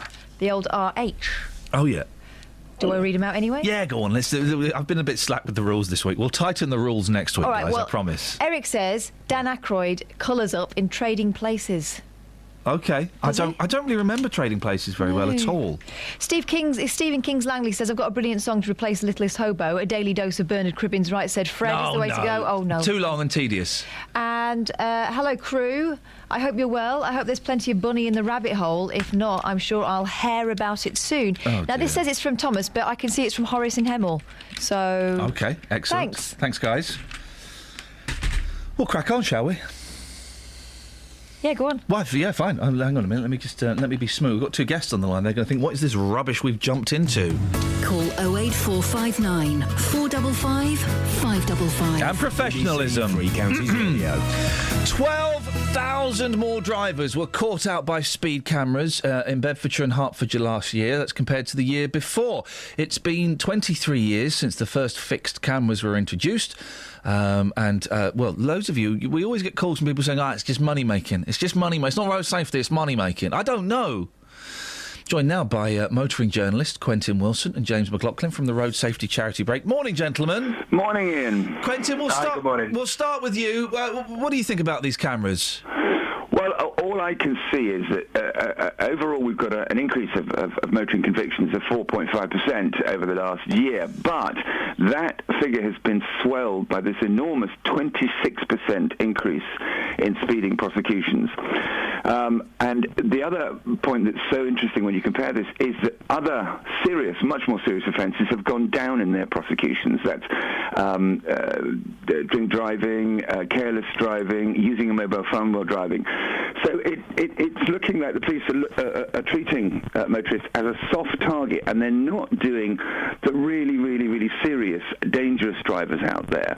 They're treating speeders as a soft target because it's easy to do, and they did all this trumpeting last year about we're going to catch dangerous drivers, middle lane hoggers and tailgaters, but we just don't see that happening because it's far, far easier to use a fixed camera than to put out police cars onto the road, and the number of police cars has declined up over 50% since 1997. So this isn't road safety in its purest form. It's just catching people who speed. But if does it have an impact on safety, though? Because if you're speeding, you're breaking the law, aren't you? So you should be punished. You're breaking the law, but let's be clear that it's not speed alone that kills, it's bad driving. And we're not addressing this at all. We're not addressing it in education, and we're not addressing it in enforcement. And we should, and all of us see the most flagrant examples of bad driving out there, which go largely unpunished. You look at it and you think, where is the police car to stop this man who is weaving in between us at breakneck speeds? And he just goes off and continues it. So the process of road safety on our roads is not working. James McLaughlin from Break, what do you say? Well, the positive thing about speed cameras is they are verifiable. They are nearly enough infallible. We know that they can be measured. So the idea that that it's not catching bad driving is wrong. We know that reducing average speeds in turn reduces the number of crashes that cause death and injury. And we've seen that speed cameras, where they've been introduced, have reduced average speeds. So for us, that is a positive. And at the end of the day, roads policing has been disproportionately affected by police cuts. It's been cut more than other areas of policing, the specialist traffic units. So we know that it's not something that the police are seeing as an easy target, because actually they're more stretched in the area of traffic and road safety than they are in other areas. Speed cameras are an easy target because the police don't have to do anything, do they? Well, it's using technology. It's making the use of the technology that's available to them in the face of very, very harsh cuts. So we encourage the police, and we are very supportive of the police in using technology to make their lives easier. The bottom line for us is if drivers aren't breaking the speed limit, they've got nothing to worry about. And I suppose that's it, isn't it, Quentin? If you're not breaking this... I've got done by a speed camera and I was angry, but I had to shrug my shoulders and say, well, I was going too fast. But here's the thing, as James says, they are very, very stretched. They haven't got the resources. So most of the time you will go on certainly motorways and see the vast proportion of drivers exceeding the speed limit. And it's kind of almost taken for granted. And then you see weekends like last weekend where there's this heightened speed camera activity and then all these new cameras on motorways. And it's a mixed message. We need to have a consistent message where we see many more police cars out on the road catching not just speeders, but people who are driving distinctly badly, who aren't insured, who aren't taxed, who don't have licenses. These are the ones who will cause the worst and the most horrific crashes. James, what about the people that we will get loads of phone calls today from people saying, "Oh, it's just to generate income. It doesn't really, why shouldn't I be allowed to drive down the motorway 85 miles an hour at 2 o'clock in the morning if it's empty?" Well, just to make this point, the police authorities and the local authorities don't get the money from speeding fines. It goes to a central government budget, so individual police forces don't have an incentive to catch loads of people using speed cameras because they don't get the financial reward. For them, it is about road safety, and just to reiterate the point, it is a law that is there for a reason. If you break the law, that there isn't any other law in any other area of policy where you'd ask, what is my money going to, or it's just a money-making scheme. The laws are there for a reason, and I think we have to respect that. Quentin, one of my bugbears is the middle lane hoggers. I hate them. Get out of the way, Grandad. But just because that's not being policed and people on their mobile phones isn't being policed enough, it doesn't mean that we should take our eye off the speeders, does it? Well, look, all I know is that the government not so long ago said that they would raise the speed limit on motorways to 80 miles an hour. And there is this confused message going on about policy. What are we supposed to do? And with so many people across the country having speeding convictions now, and insurance companies not really taking them seriously when it comes to insuring your car again, it's a very, very sort of clumsy, it's not joined up properly, and consumers are rightly confused. And I just don't think the road safety message is being enacted properly. Sure, the police are ticking a box by saying, look, we've got all these speeding convictions, but all these other much more serious and much more dangerous drivers are going unpunished. Gentlemen, thank you very much. Quentin Wilson, always good to talk, and James McLaughlin from the Road Safety Charity Break. Across beds, hearts and bucks. This is Iain Lee. BBC Three Counties Radio. The irony of me talking about road safety after I went into the back of a Beamer yesterday. It's not gone unnoticed. 08459 455 555. We got any texters, or do I have to go to the empty, let's be honest, guys, the empty newspapers? Well, we've got a text here from Tony saying, Eddie in Love Thy Neighbour, he blacked up. It was very bad, cringeworthy and shocking. I don't remember Love Thy Neighbour. Eddie was the white guy, was he? Who was the race? I don't really. Was he the son-in-law? Is he Cherry Booth's dad? No, I've got no idea. I don't really know. Hey, I never understand why anybody would film themselves making love. No, you don't want to see that. Imagine you're brilliant. I don't want to see it. Yes, I want to. You might want to see actors and actresses portraying that. But I don't want to see me, because it's just. We all know that sex isn't like that. This is a great headline, by the way. Hubby's trouble-decker, rude master. A cheating husband begged a bus company to find a holdall he left on a number 17 because it contained a sex tape of him and his mistress. Tape? Is it going to be on a tape? The Love Rat recorded romps. Here we go. You talk about phrases only used by the media. The Love Rat recorded romps with his girlfriend and was carrying the video in his bag, but forgot to pick it up as he reached his stop. He rang the lost property in a panic and confessed all. Why would he? You'd phone up and say, I left a blue bag. It's got some important stuff in it. Amused staff failed to find it. I bet they did. They think it was picked up by another passenger after the husband got off the service in Scarborough. East Yorkshire Motor Services Depot manager Chris Agar said he admitted he was married and his wife was not in the movie. He's calling it a movie. Gosh, production values. But his girlfriend was. we can assume all we can assume is that someone on the bus decided to walk off with the holdall and got more than they bargained for. Should the bus company be talking about this? I mean, it's confidential, isn't it? All aboard. And then the Sun are very naughty. Do you know who lost this? Call our hotline now. That's naughty. Travel news for beds, cards and bugs. BBC Three Counties Radio. In Hardyston on the A10 there are delays northbound because of an accident at the Hardyston roundabout. In Bricketwood on the North Orbital Road, that's looking slow at the M25 junction 21A roundabout, and it's also busy on the M25 anti-clockwise between junction 19 for the A41 and 16 for the M40. Further afield on the M1 there's a lane blocked southbound at junction 17 for the M45 to junction 16 for Daventry in the roadworks, and on the trains London Midland have a normal service running again between Watford Junction and St Albans Abbey after the problem with the train crews earlier on and replacement taxis. Samantha Bruff, BBC Three Counties Radio. Across beds, cards and bugs. This is BBC Three Counties Radio.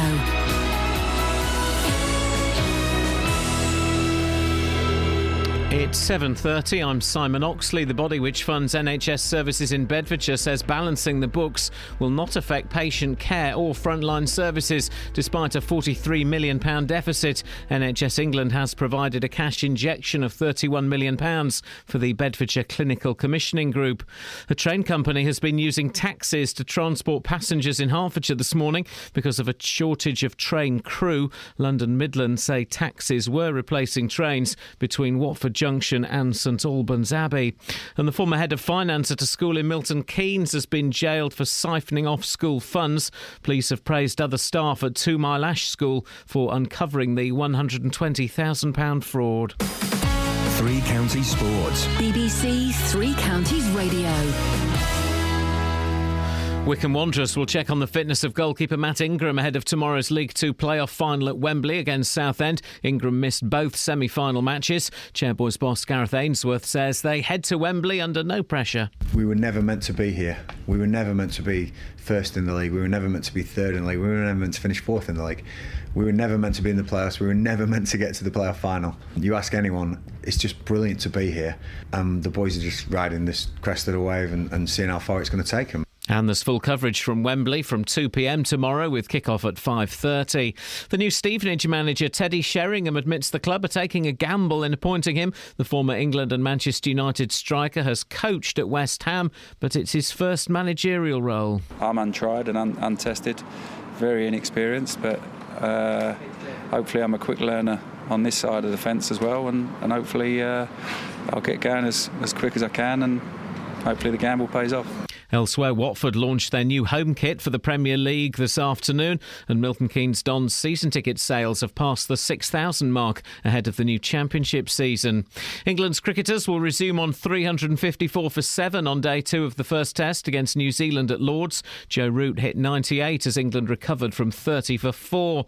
Ahead of this weekend's Monaco Grand Prix, the Milton Keynes Red Bull boss Christian Horner says Formula One is in need of a good service despite major changes planned for 2017. I don't think it's broken. I mean, it's in need of a good service, but no, I think Formula One is still a fantastic sport. It still attracts millions, hundreds of millions of viewers worldwide. All the circuits that we go to, you see the support that Formula One has, and that's not to say that we can't do things better. And in golf, Italy's Francesco Molinari leads the PGA Championship at Wentworth after a first round 7 under par 65. Rory McIlroy is 6 strokes behind. BBC Three Counties News and Sports. The next full bulletin is at 8. Bird's eye potato waffles, waffly versatile. They go with eggs, beans, chips, fish fingers. Oh, fish fingers.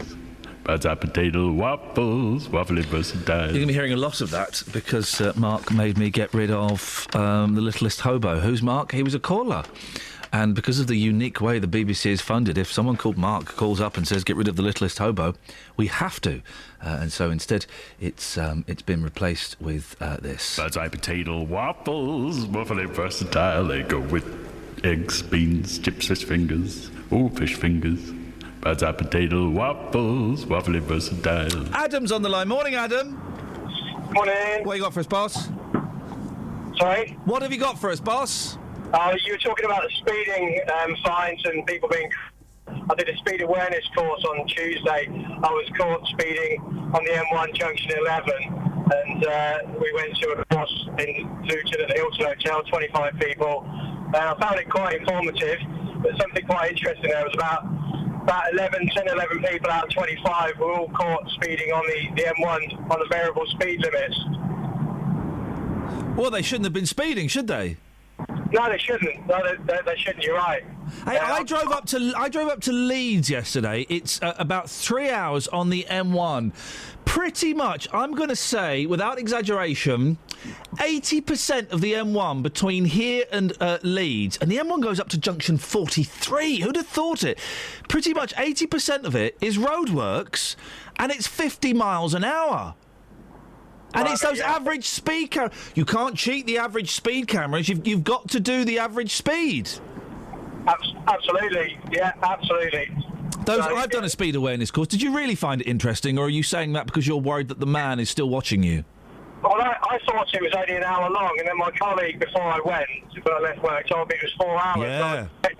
I was expecting it to be really boring, and I think it was about as interesting as they could make it. And yeah, of course, it was slightly boring, but it wasn't patronising. It was quite informative. Were you not sat there when I did mine? I was sat there at the back making. I became 15 again, and I was making rude comments about the guy taking it to the women beside me.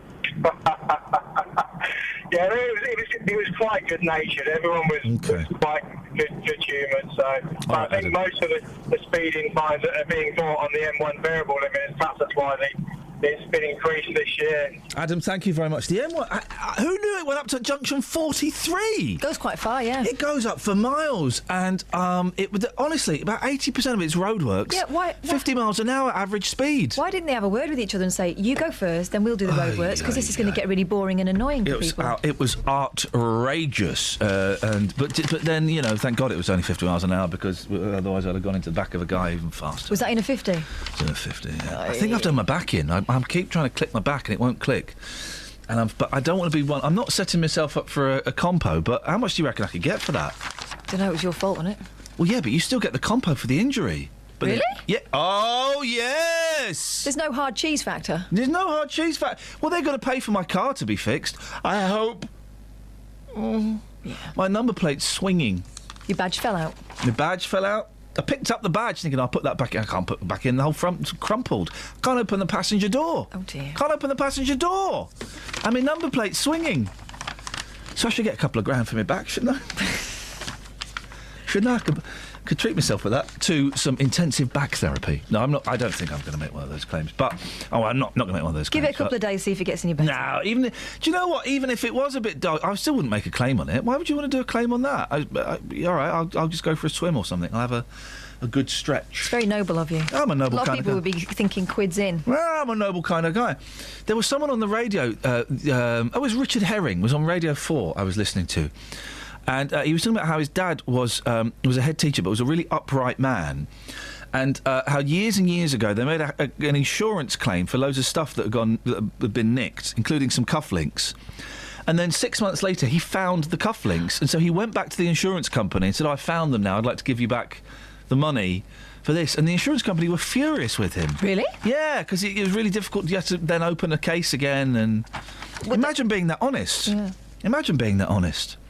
Hey, if you're feeling lonely, ladies, then you're not well, I was going to say you're not alone, but that would be an oxymoron. Then you are, but there is something that can be done. Well, there is something that you can do, and this never gets addressed. Rising numbers of British 08459 455 555. By the way. Bernie Ecclestone. I don't want to do Bernie Ecclestone. No, look how tiny Bernie Ecclestone is, and look at his beautiful young wife. Why would she be interested in that tiny, ugly, old billionaire? He must have a massive personality. He's a billionaire. How tall is he? He's tiny. I'm going to say 5'1". I've met him. That's massive. Rising. I mean, look at that. It's with his ex-wife. I'm sure he had a different wife when I met him. Anyway, it doesn't matter. That's irrelevant to this story. He's done well, let's just say. He's done well for himself. Again, it's motor racing. How can someone involved in motor racing, she's beautiful, isn't she, be worth, billions of pounds? When did it... I'm sure that's not the wife I met. He's 5'3". Anyway, that's irrelevant to this. Rising numbers of British women are paying for male escorts. Because they're... And all the blokes go, whoa. You talk about women in prostitution. Isn't that sad? Male escorts, whoa, yeah, I'll have some of that. They're just like strippers, aren't they? Yeah, they still have to do it. I know they do, but, I mean, if you like that... If you're a bloke and you like doing it? No, I mean, if you like that sort of look as a woman, that you'd go for an escort rather than... I bet there are normal escorts, male escorts as well. I bet there are, like, ropey blokes. What, they just look like pub blokes? That look like Curly Watts. I bet there's, like, Curly Watts. There'll be a fetish for that. Oh, you don't have... You got anybody... well, madam, we have blonde, or we have... You got anyone that looks like Curly Watts? I really fancy having it away with Curly Watts. When he knocks on the door, tell him he's got to be called Curly. Rising numbers of British women are paying for male escorts because they're too busy for conventional relationships, researchers are claiming. Isn't it? It's funny how it's. If this wasn't the other way round, this would be treated slightly differently. I think a high proportion appear to be busy career women in their 30s and 40s looking for a brief fling. Oh, here we go, look. And some even claim they want more than just time in the bedroom and are prepared to pay for companionship too. Then they're not too busy, are they, if they want that? It's just they're lonely. It's different. It's different for men and women working in the sex industry, isn't it? I think so. Because if you're a gentleman working in the sex industry... you've got to be at least vaguely attracted to the woman for, Well... Or you have resources. Oh, yeah, you can take a Viagra, I suppose, don't you? Or one of those... No. They counted... Who did this study? I don't know. Oh, Lancaster University. They counted advertisement profiles by escorts of all sexes and found that those from men rose by 10,000 in the last 5 years. Escorts who took part in the study claimed that many of their female clientele did not have the time for a relationship, and some women were thought to have paid for sexual services even though they were in a relationship so they could add excitement to their love life. It's funny, though, isn't it? As you're saying, there is a definite double standard, right? When we talk about females in the sex industry, there's always an air of, oh, poor girl. Prostitute was murdered today. That's what they'll say, wasn't it? Prostitute rather was than murdered a woman. today. Yeah, so there's a sort of dehumanisation. When it's blokes, I mean, there's no suggestion there that these guys are victims, is there? And the human mind works differently. You don't get blokes standing on street corners, necessarily. You do in some parts of the world, but that's generally for rent boys. But... You don't get blokes standing there and women pulling up in their Mercedes. You working tonight, love? Why, yes, I am. What would you like? How much? Tom's on the line. Morning, Tom. Morning, Ian. What's your beef, fella? You got beef. What's your beef? Yeah, you're giving a frozen food company free advertising by singing a song instead of having the Maybe Tomorrow Hobo song. Which song, sorry? The potato waffle song. The what? The potato waffle song. Well, you've just given free advertising to them twice. No, I just said potato waffle. What? I didn't name the frozen food company. But you've given advertising to that potato-based product. Yep, it's a worldwide product that we grow in the ground. We don't grow waffles in the ground. No, potatoes. Do they grow in the ground? Yeah. So, hang on a second, Tom. Let's dig deep, right? Let's find out. Is your beef because Birdseye murdered your father? They didn't. Or is it because you want to have a waffle now? Or I could be related to a member of the Findus family. Tom, is your last name Findus? It could be. Does your wife look like a crispy pancake? No, she looks like a fish finger. Sing the song, Tom. Let it out. Let it out. Sing it. Sing it. No, the best I can do is let it go, let it go. Thank you very much indeed. Birdseye potato waffles, waffly versatile. They go with eggs, beans, chips, fish fingers. Oh, fish fingers. Birdseye potato waffles, waffly versatile. How can anyone have beef with that? Although I bet they go nice with a bit of beef, actually. I bet they would go spankingly well with a bit of beef. 08459 455 555 is the telephone number. Let's have some texters then. OK, my father, not mine, this is someone who's, not giving us a name. My father was a policeman. He said police had to hit a certain amount of speeders a week and sometimes would set the guns up and con people to target. Really? Also, what are those new cameras on the way to Dunstable? Oh, no. Variable speed, I'm guessing. James in Wolverton, can't believe the littlest hobo is gone. Love that. It's gone. But how about using the theme tune from Fireball XL5? It's like James doesn't like the waffle thing.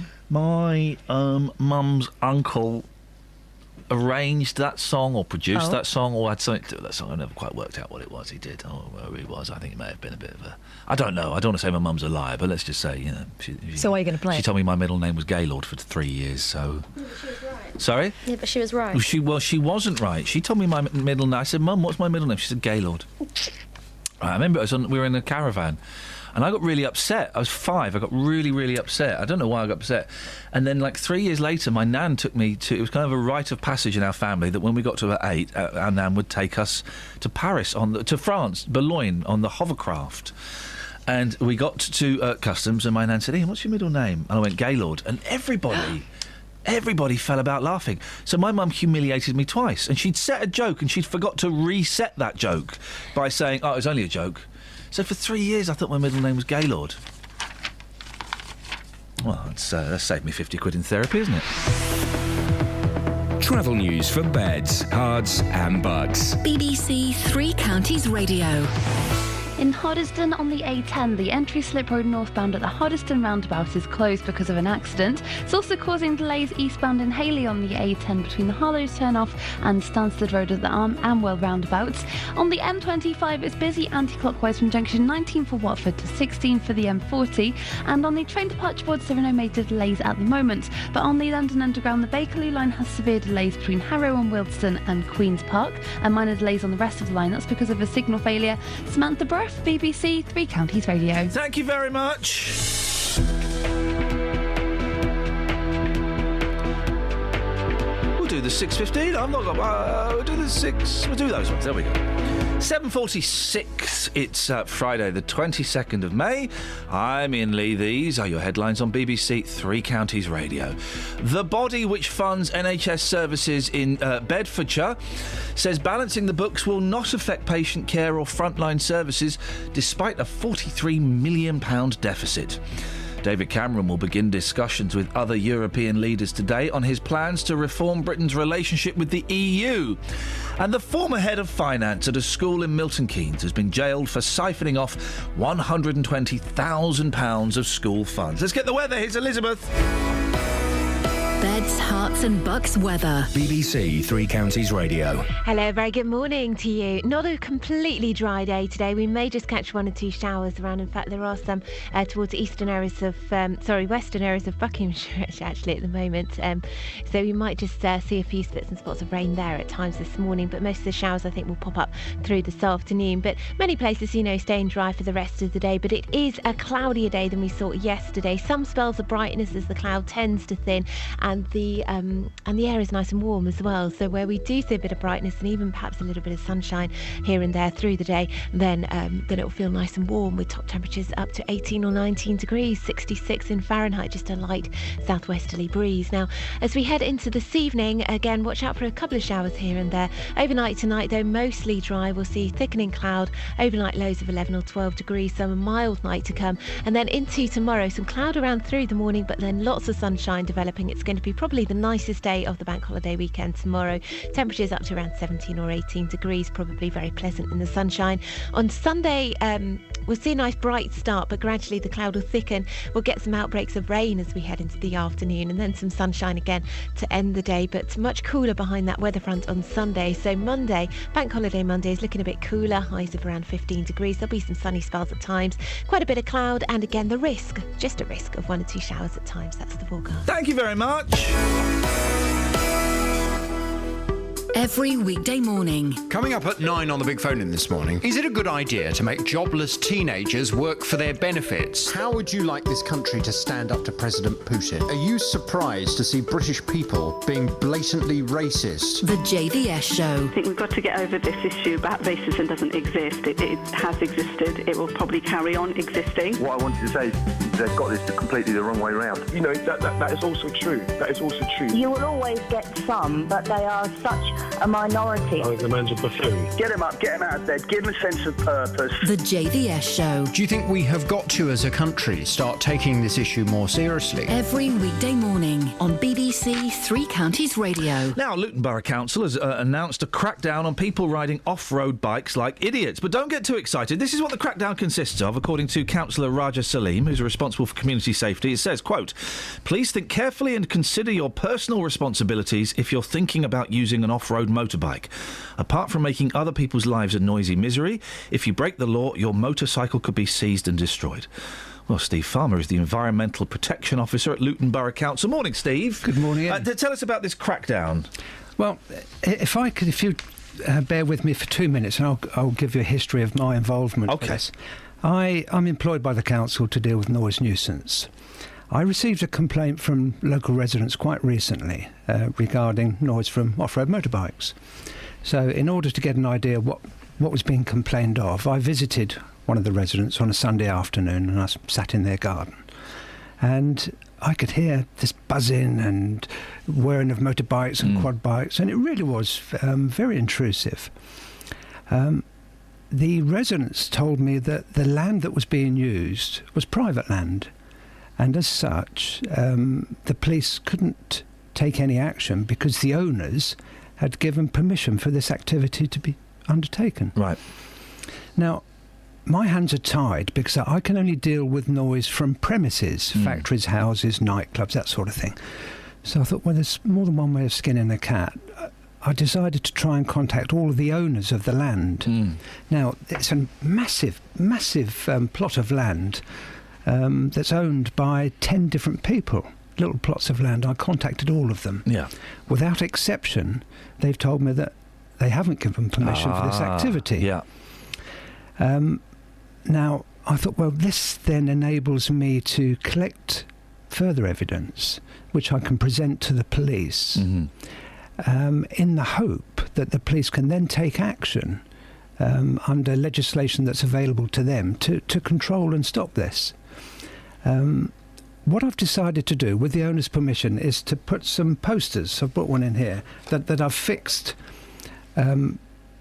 close to the land so that the people that attend at weekend can see that this activity... Crackdown on nuisance motorbikes. Your bike, if you break the law, your motorbike could be seized and destroyed. How Indeed. effective has that been so far? On this land? Yeah. Well, we haven't started yet. So how long is it? So why do you need the posters? Why can't you just send the police in? Well, it seems it would imply that this is a long way round solving a problem. I don't think so. I've only been involved for about 6 weeks, and I think we're almost at the stage where I can suggest to the police that, well, the police are already aware now that this land, this private land that's being used, is being used in an unauthorised fashion. It then opens, as far as I'm concerned, I would hope that it opens the doors for the police to actually go on. Why do you need the posters? Because they're not going to read, they're not going to follow the posters, Absolutely, are they? They're not, no. And it's against the law anyway, so why the posters? Well, as I understand it, now I don't work for Bedfordshire Police, but as I understand it, the people that are using this land need to be warned in advance that what they're doing is unauthorised and be told to disperse. Once the police have issued that warning, they're then able to take further action, as they did recently in Houghton Regis, where they did seize a couple of off-road motorbikes. The problem in Houghton Regis has been going on for years and hasn't got any better since the police seizure. What makes you think that you'll be able to sort it out? I've got no preconceptions of what I can do. I can only work within the law and with the tools that are available to me. And I'm hoping that once I would suspect that some of the people that are attending, when they're made aware that to continue may... Steve, they're not going to... Come on, these idiots I'm an are optimist. I know you are, and I'm a pessimist. That glass hasn't even got any water in it at all. They're riding around illegally on land they shouldn't be on. They're not going to read a sign, are they? And also, of course they're not. No, they're not. But the problem that the police have had in Houghton Regis is that they can't catch them. And the police say, well, you know, we're not going to go and chase them because we're not allowed to, and we can't catch them. They can't catch them. But they're on private land that has an entrance and an access. Yeah. So, if you like, they're a captive audience. They're not on the highway where they can disappear. Yeah. And I would hope that, with some goodwill from Beds Police, that we are able to make an example of some of these people, and the rest will perhaps consider, I don't want to lose my motorbike. You are an optimist. I think you're putting too much truck into the police because they've struggled with Houghton Regis. They've not. The problem in Houghton Regis has been there for years. I know about it because we'll get people phoning up today about it.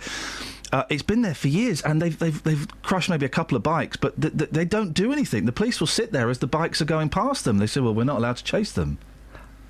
Obviously, I can't comment because I don't work for Beds Police, and I wouldn't want to be putting words into their mouths. But these are the tools that are available to me. I am confident that we can effect an improvement for the log. I hope you can, and I'm just questioning this because I hope that you can, because I know how annoying this is, and I hope that you sort it out. And it's great that you're doing stuff. How long do you reckon it will take for this to have an impact? That I don't know. But can I come back? Are you offering to come back? I'd like to, yes. Catherine, we've got one that's offering to come back. This is unprecedented. You've made me a lovely cup of tea, and I'll come back for that. Well, Steve, give us... yes, you're more than welcome to come back, and I hope you come back and go, they've all gone. Great success. Or, the majority have gone. We've made an improvement. Yes, definitely. Yeah, and this is brilliant. How long do you want? Give me a month. Yeah? Give me a month. Okay, brilliant. And we'll come back and chat, and I'll tell you what we've done in the next month. Okay, and you're hoping that the I wish everyone was as optimistic as you. You're hoping that the residents will have noticed a difference in a month? I would hope so. I would really hope so. I hope so too. Prove me wrong. Come back in 4 weeks and prove me wrong. I look forward to another cup of tea. That's Kelly Betts. Kelly, I don't know what you're doing. You're charming, I guess. Steve, listen, I wish you the very best of luck. Thank you very much. Let's keep our fingers crossed that this works, shall we? I appreciate your time. Thank you. Call 08459 455 555. BBC Three Counties Radio. That's unprecedented, Catherine. I don't know what to say. No, I know. Again, well, every now and then... Thank you, Steve. Every now and then, we get a councillor or an MP or someone who works for the council that blows my mind by saying something unexpected and putting their hands up and taking responsibility.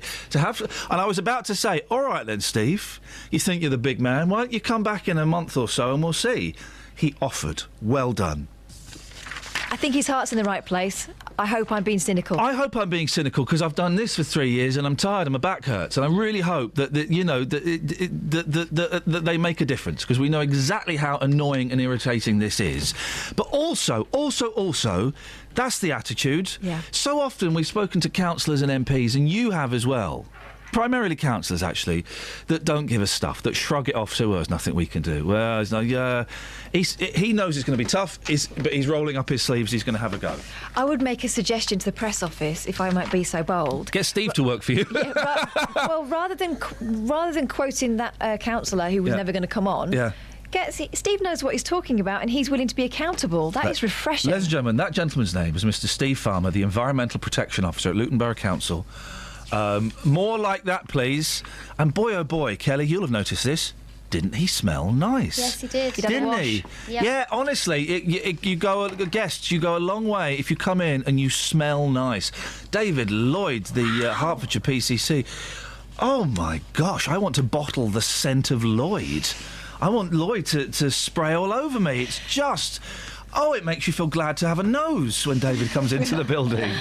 Thank you, Steve. That's brilliant. We'll speak to you in a month. It's in the diary. Have we got any texts? Yeah, loads. Let's have 3. Well, we're talking about blacking up and whether it's ever okay, right? For a day, is it okay to black up for a laugh? I had to black up at a school Christmas play back in the 1970s, says Johnny in Bedford. When I was about 9 years old, I was playing Black Peter, the sidekick of St Nicholas. Oh. You wouldn't get away with that nowadays. Well, yes. Well, maybe you would. You would in my world. Darren in Luton says that the cameras that someone was asking about earlier on in Dunstable, the cameras on Pointers Road are average speed cameras voted for by the residents. Oh. So don't moan about them, because that's what they wanted. Moan about the residents. Can we start a petition to bring back the hobo, says Gary in Leighton Buzzard. What, Justin? He'll be on after 8. Oh, you mean the Littlest Hobo, the song? Sorry, I apologise. I thought you meant my colleague. Just because he's got no socks. Yeah. Kath from Hertfordshire says, Gutty, the Littlest Hobo's gone. No, How about replacing it with a theme tune from the Raccoons? We don't need to replace it with any... We're not replacing it with anything apart from this. Bird's eye potato waffles, waffly versatile. They go with eggs, beans, chips, fish fingers. Oh, fish fingers. Bird's eye potato waffles, waffly versatile. Travel news for beds, cards and bugs. BBC Three Counties Radio. In Hardyston on the A10, the entry slip road is closed northbound at the Hardyston roundabout, and in Hayley, the A10 eastbound has extra queues between Ware and the Harlow turnoff and the Stansted Road at the Amwell roundabout. On the A414 on Park Street, that's looking really slow at the Park Street roundabout, and looking at the motorways, no delays showing up on the M1 or the A1M, but it's slow on the M25 anti-clockwise between junction 17 for Maple Cross and 16 for the M40. No reports of any delays on the train departure boards, but on the London Underground, the Bakerloo line has severe delays between Harrow and Willesden and Queen's Park. Samantha Bruff, BBC Three Counties Radio. Thank you, Sammy. The Littlest Hobo has gone. It's gone. It ain't coming back. It's not. Instead, it's Paul Scoyne singing this year's Eurovision entry. That's what we've got. Deal with it, suckers. Local and vocal across beds, hearts and bucks. This is BBC Three Counties Radio.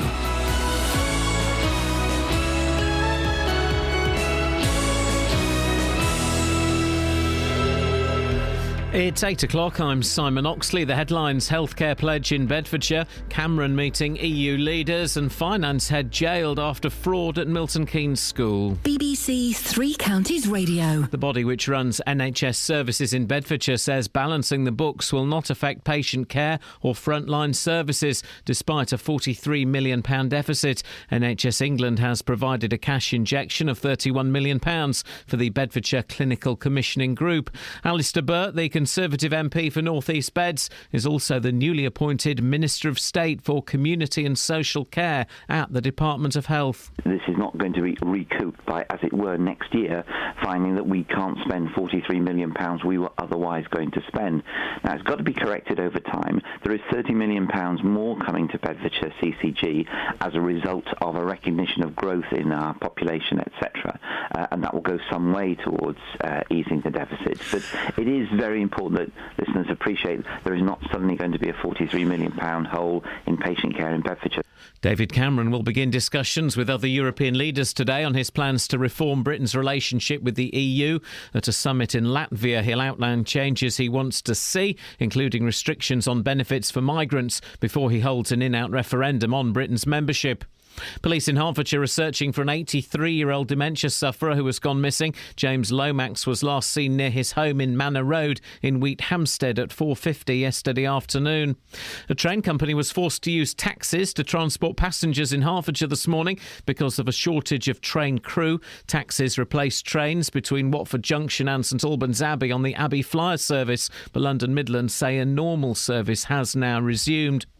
The former head of finance at a school in Milton Keynes has been jailed for siphoning off school funds. Police have praised other staff at 2 Mile Ash School for uncovering the fraud. Catherine Nethersole transferred money and wrote cheques to herself amounting to £120,000. More from Jane Killick. Detective Constable Paddy Navin, who investigated the crime, says the amount of money stolen from 2 Mile Ash School means major school projects have had to be shelved or postponed.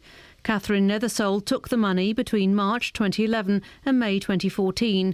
The 37-year-old from Biddenham near Bedford admitted 6 counts of fraud by abuse of position. She's been sentenced to 2 years and 2 months in prison. An earthquake with a magnitude of 4.2 has been recorded in Kent. The epicentre was near Sandwich. Tremors were also felt in Essex. People in the area said the earthquake made their car alarms go off and their windows shake. No injuries have been reported. Bedfordshire-based Whitbread, which owns Premier Inn and Costa Coffee, has named Alison Britton as its new chief executive. The 50-year-old from Lloyds Banking Group succeeds Andy Harrison. In sport, Wycombe Wanderers will check on the fitness of goalkeeper Matt Ingram ahead of tomorrow's League Two playoff final at Wembley against Southend. Ingram missed both semi-final matches, and England's cricketers will resume later on 354 for 7 on day 2 of the first test against New Zealand at Lord's. The weather, dry and sunny this morning, some showers possible this afternoon, a maximum temperature 19 degrees Celsius, and you can get the latest news and sport online at bbc.co.uk/3 counties. Morning! Iain Lee, BBC Three Counties Radio. Gosh, and suddenly it's 3 minutes past 8. How did that happen? Dearie me. Busy morning. I mean, it's a weird one as well, if I'm honest. Lots to talk about. If you want to give us a call, you're more than welcome to. 08 459 455 555. You can text as well, 81333. Start your text 3CR. If you want to send an email, ian.lee@bbc.co.uk. Across beds, hearts and bucks. This is BBC Three Counties Radio. Now, you'd imagine it'd be quite tricky to lose 14 million quid, but that's exactly what the body, which holds the purse strings for the NHS in Bedfordshire, did. It thought it had £1.4 million in the bank. It was actually minus 12.7. The CCG, the Clinical Commissioning Group, now has a deficit of £43.2 million, one of the highest in the country. Well, Nick Robinson is the accountable officer from Bedfordshire Clinical Commissioning Group, basically the acting chief executive at the moment. Nick, this is a bit embarrassing, isn't it? Yeah, good morning, Ian. It was a difficult meeting yesterday where we announced the scale of the deficit, and you know, it's the governing body expressed its regret that we'd got into that position. But I think the important thing for your listeners and for the public of Bedfordshire is to get reassurance that we now much more understand what was driving that, because it is really unusual in NHS terms. And what we did yesterday was reported that there were 3 main areas where we think this has gone wrong and gives us the opportunity to fix them. The first one was that our assumptions and our forecasts of how much care we needed to buy for our patients appears to have been understated in the previous year. So our activity levels are running over budget. I'll come back to that one in a second if I can. The second one was that working with our GPs as a clinically led new organisation, they had lots of ideas about how you could make more savings, excuse me, and reorganise services, as an example, so that patients could get more care closer to home, rather than go in and us have to pay for expensive hospital treatments. That's what CCGs do across the country, and our GPs are really enthusiastic about doing that. But frankly, we didn't organise the support to make those schemes happen at the pace we should have done. Right. So there were savings we could and should have made that would have made services better, that we need to learn from and work out how that goes, how that can be done better in the future. The most difficult one for the governing body yesterday was also to reflect that the third aspect of that were, if you like, systemic weaknesses in governance, control. £43 million deficit. I mean, it's an incomprehensible figure. Indeed, it is really extraordinary. Why did no one at any point go, guys, maybe we should just put the brakes on this a bit? We are getting into trouble. Was no one keeping an eye on the figures? They were, and one of the things that was reported yesterday, and we've been really clear about, is it wasn't until later in the year that the governing body knew that was happening.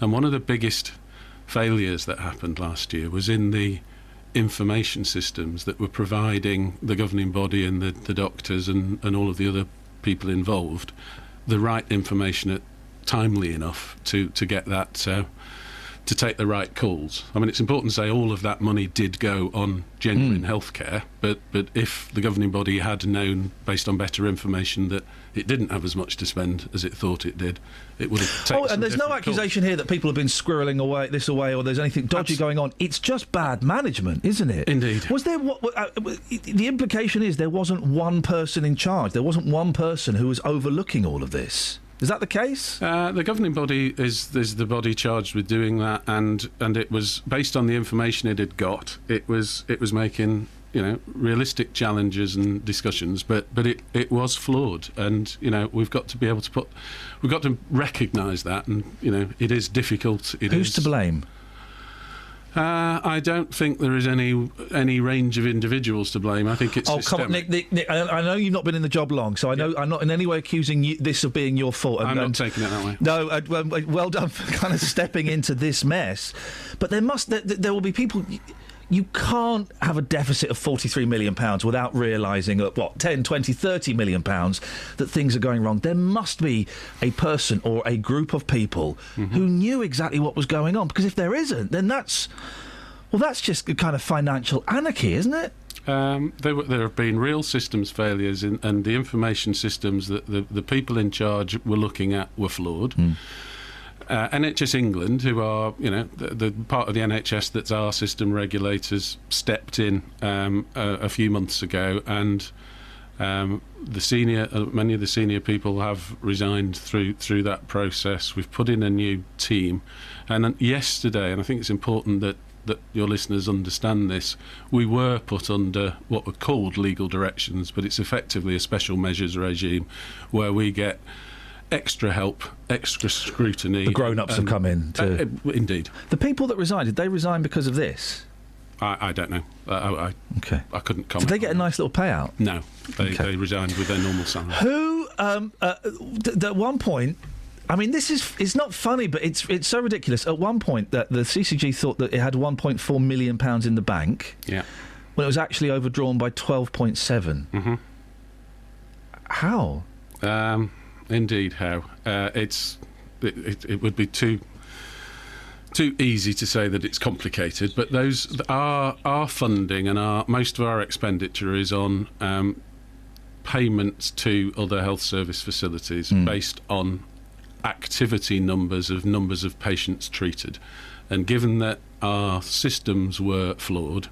Flawed. This is my money. This is my money. 14 million quid you were out by. But this is an important issue. So at that year-end position, we didn't have sufficient activity information to make the right cut-off. I don't know what activity information means. It's okay. So when your GP refers you to hospital for treatment, you get high-quality treatment, and we get an invoice for that patient's treatment. So it's those levels of numbers of patients treated that I'm referring to. Given that our systems for that were flawed, there were delays in the timeliness of that when we came to close last year's accounts. The issue of the 12 million or 14 million was a timing one. Actually, the true figure, the really important figure, is the 43 million deficit, which we're now the 14 million is still quite important, and I'm not going to let you get away with it completely, because that is my money, and with my bank account, I know kind of what I'm expected to earn. I know when I'm going to have a bit of a fallow period, and I have a little bit in reserve. Okay, so I kind of generally I know when I'm going to pay a big tax bill or what I need to pay. I may be out a few quid. £14 million of money that isn't yours, that's my money. 14 million quid. There will be people listening going, well, somebody, and I know this wasn't your responsibility, but you are in this job now. Somebody is responsible for that mix-up. Somebody is responsible for the £43 million. And it sounds like, again, whenever these things happen, whether it's in health or education or whatever aspect of our life, people are going to get away with it. People messed up spectacularly, and they're going to get away with it. Does that seem fair? I don't think it is fair, and I don't think that's what's happening. I think we are. Well, then who's going to be punished for the £43 million deficit? Who's going to be punished for being £14 million out as to how much money they had? I think we need to go through and understand, as we are doing, under legal directions from NHS England, the lessons we can learn from this, and if there are any issues like that, what I've been asked to do is come in and stabilise the ship, if you like, understand what went wrong, put those things in place so that it can't happen again, and really importantly, as we're doing that, learn the lessons so we can reassure that it doesn't happen anywhere else. Do you welcome Alistair Burt's investigation into this? Absolutely. Yeah. How can you... there will be people worried that this will affect when they go to the doctors or when they go to the hospital. How can you reassure them that this will have no... Because you've got to save a lot of money now. That this will not impact their point of contact care. Mm-hmm. And I think we tried our best at the governing body yesterday to explain that we are not planning on, through the special measures regime we've been put in, we've been asked to pay this back, to identify how we can pay this back over a number of years. So that's how many years? 3 years is what's in the... You have to pay this back over 3 years? We've got to come up with a plan that shows how we can get back into financial stability and a pace of recovery in the next 3 years. Okay. That's work we're doing at the moment. We have been given, and the good news in the system is that we have been given an extra £31 million this year. Right. And the first thing we've done to that is we've agreed contracts with our hospitals for all of that extra activity that I mentioned earlier was causing us one of the problems last year. So, people going to A&E, people going to have their operations that are in train, there's going to be no impact on that. Where we are going to focus our attention is, if you remember, I said that the other aspect of the problem last year was delays in implementing changes to services that will not only improve service but save money. Yeah. That's where we're going to focus our attention. And we're not just doing that, based on our local GP's involvement, although that will be, still highly welcomed. But we're going to be taking advice from the rest of the NHS and actually looking at what best practice is there, so we can not be in a position of reinventing the wheel. So we're the £31 million as we can. The £31 million, is that going to go towards paying off some of the deficit? It's going towards, first off, it's going towards paying for that extra care that we said we needed last year. It's all in the same pot, but out of the end of that, we still got a requirement to save. Okay. So is any of this sorry, if I'm being a bit dumb, is any of that £31 million going towards paying off the £43 million deficit? No, that's going on. It's all going in healthcare. All going in healthcare. And our way of paying off the £43 million is going to be new initiatives to save money. For example, so you've just mentioned one. Give us another example. There are many about. Go on, give us one. Treating people with diabetes in a local GP group of practices rather than going to see a hospital specialist. How much will that save? We're still working that through. Okay. Because that's not... I mean, are you confident that you can get back this £43 million in a reasonable period of time? Yes, and in a reasonably balanced way that doesn't have us making major reductions in service. I appreciate you coming in, Nick, and I know that this, again, I want to say this isn't your fault. My worry is... You sound like a reasonable gentleman, and you've come in and you've got it. No, you do, and you've been very honest, and that you'll do your very best to sort this out. I've seen this happen in so many other departments that you'll be gone in 2 years, and somebody else will come in and say, "Well, no, hang on, this isn't my fault. Now, what I intend to do to clear up the mess." Do you know what I mean? It feels like this is kind of this thing happens in so many aspects of life. I understand that, and I can't say about my position for that long term, but that is why the legal directions, the special measures from NHS England are so important here, that they're going to provide that oversight and continuity, and they're also going to help do the lessons learned exercise that we can give assurance to the wider public across the country that if there are issues that happened here during last year, all of the other CCGs can learn the lessons. Good luck. Thank you very much. Good luck. Thank you very much indeed. 08459 455 555. Travel news for beds, cards and bugs. BBC Three Counties Radio. It's slow on the M25 anti-clockwise between junction 17 for Maple Cross and 16 for the M40. On the A1M, that's busy northbound at junction 6 for Welwyn, and in Cheshunt the A10 is looking slow southbound from the New River Trading Estate towards the M25. In Hayley on the A10, there are queues eastbound between the Harlow turnoff and Stansted Road at the Amwell roundabout, and in Little Haddam on the A120 Stortford Road, that's looking really busy across the Ash River Bridge. Traffic's having to take it in turns between Bishop Stortford and the A10. In Luton, it's looking slow on Vauxhall Way on the speed sensors just after Hitchin Road. No reports of any problems though on the trains at the moment. Samantha Bruff, BBC Three Counties Radio.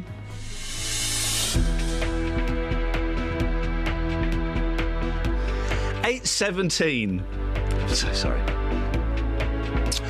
The private conversations that you and I have off air, it would make you weep. Honestly, some of the things that get said. One day, when we're years away from the BBC and we're in a retirement home together, you and I should write a book about that story I just told you is definitely going to be a chapter in my book.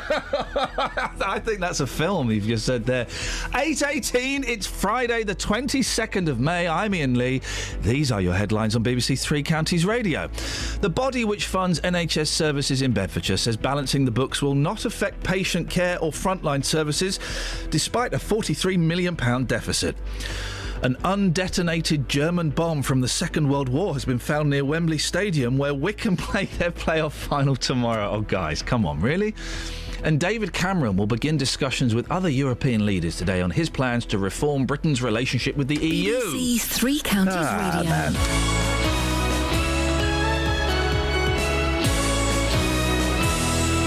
Good morning. Good morning to you. You all right? Yes, I'm fine, thank you. Feel privileged to be trusted with information and data that you give me, so thank you. Really? Yeah, I do. Still won't give me your phone number or the county you live in. That's fine. I can feel the ice between us thawing. I can just feel it thawing. It may be worth staying on another year just to get that information from you. The informazione. Well, if you ever come round to my house... Thank you, that's good. If you ever do... Promising. I'll tell you the full story about when I made a politician cry during my show. That no one knows about during a trail. Some of those trails are very emotional, though. The one for the Chelsea Flower Show, that really got to me. What's on your show today, She Jonathan? literally said, I can't believe you asked me that. Right, OK. When you get something, no names, no pacto, but when you get something like... I was just saying to Jonathan, I find it... so much easier to hold to account, we say, to be slightly more confrontational with a guest when they're on the phone. When they're in... I'm giving away my secrets now, they'll all want to come in. When they're in the studio, I find it a little bit harder to kind of ask those probing questions. I just feel myself holding back a little bit. You were telling me this story about how you made someone cry. When you get something like that... Yeah. How does that make you feel? How do you respond when you've got someone's in tears because of a? Do you feel guilty? Do you think you deserve it? Do you think? I felt bad. I had to say that again. I felt bad. I then had to say I had to say because look, I'll tell the story without naming any names. Yeah. So I was in the run up to the election. Well, you don't narrow it down too much. An election. Yes. In the past, I was interviewing a politician on my show who was in the studio. And seemingly my questions upset this politician because when I then played an advert, I think it was for your show, the politician burst into tears. Gosh. And genuine tears. Genuine tears. And I was sitting there thinking, oh my God, I've just made this politician cry. So I then had to say, look, don't take this personally. This is my job to ask you difficult questions, and your job as the politician is to respond to those questions because you are running for Parliament. So you have to be able to... And she then managed to pull herself back just in time for me to play a jingle and then ask her more questions. It was most awkward. Do you think the question? I don't know what the question is. I don't particularly need to know it. But do you think that it was? Do you mind talking about this? Or you're, No, I don't mind. I just find it fascinating. Do you think the question was appropriate, or do you think that it went too far? Yeah, the question was appropriate, but seemingly it hit a raw nerve because there were some personal circumstances that this politician had that I'd brought into the question in order to make it more personal. Well, then that's their problem, isn't it? Then, and the politician got upset by it. Well, that's their problem, then, isn't it? If something that is relevant to their position is being brought up and they get upset, well, then. Well, yeah, really, but it's never happened before. Did you not feel like referencing it? Because quite often, what I like to do is if I remember come back and say, you just started crying. Yeah. Well, when I remember having a couple of councillors in who were idiots, and I would ask them a question, and they would kind of look at each other and pull faces. And I said, "Oh, that's interesting. You're looking at each other and pulling faces as though you don't respect that question. What's that all about?" I felt, based on the reason for this politician crying, that for me to then draw attention to it would be insensitive, because this politician obviously didn't want people to know that she'd been crying. Yeah. Isn't that interesting? And you've just had that lesson from 2 award winners for free, guys. It will all be all the detail in the book. In about 60 years' time? Well, if I'm still alive. What's on your show? Who are you going to make cry this morning? Well, I don't know. Hopefully nobody will cry this morning for my show, but I'm hoping lots of people have views and opinions, because from 9 on the big phone-in, I'm going to be asking, should the anti-Islam protest be allowed in Luton? 28-year-old Jada Franson is the deputy leader of the anti-Islam political group Britain First. On the 27th of June, she's coming to Luton to march from the train station to the town centre, where she hopes to address hundreds of supporters. Jada says on Twitter that the Allah in the Quran that Muslims worship is Satan, not God. And her Twitter profile declares that Islam is destroying the world. Well, the Labour MP for Luton South, Gavin Shuker, says he'd rather Jada and her group didn't come to Luton, but only the police and the Home Secretary can actually stop them. Well, Jada will be live on my programme at 9 today. Listen to what she has to say, and I really want you to join the conversation. I want you to have your say. Come on and talk to her, if you wish. Should the anti-Islam protest be allowed in Luton? Or, frankly, are we sick and tired of this kind of thing coming to this town? From 9 this morning, 08459 455 555 for your response.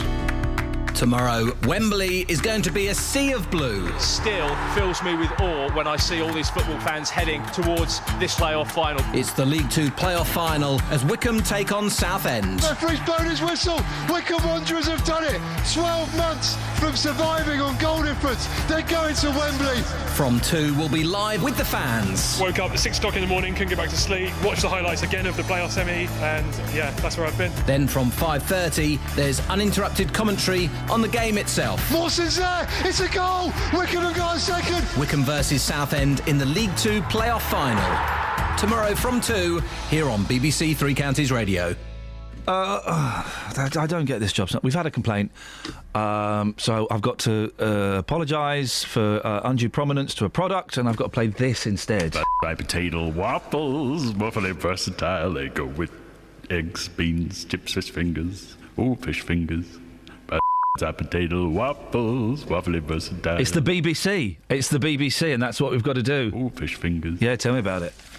Here's something. I'm remembering food. I didn't, because I'm only just. Who made those waffles? I'm wondering now. Scoins has just messaged, this is a breach of my human rights. Yeah, that's why I voted Tory, so you've got no human rights. Maybe I did, maybe I didn't. I'm remembering food, because I've only been eating meat now, for well over a year. I'm remembering food that I've not had for a lot. I've never had a fish finger sandwich.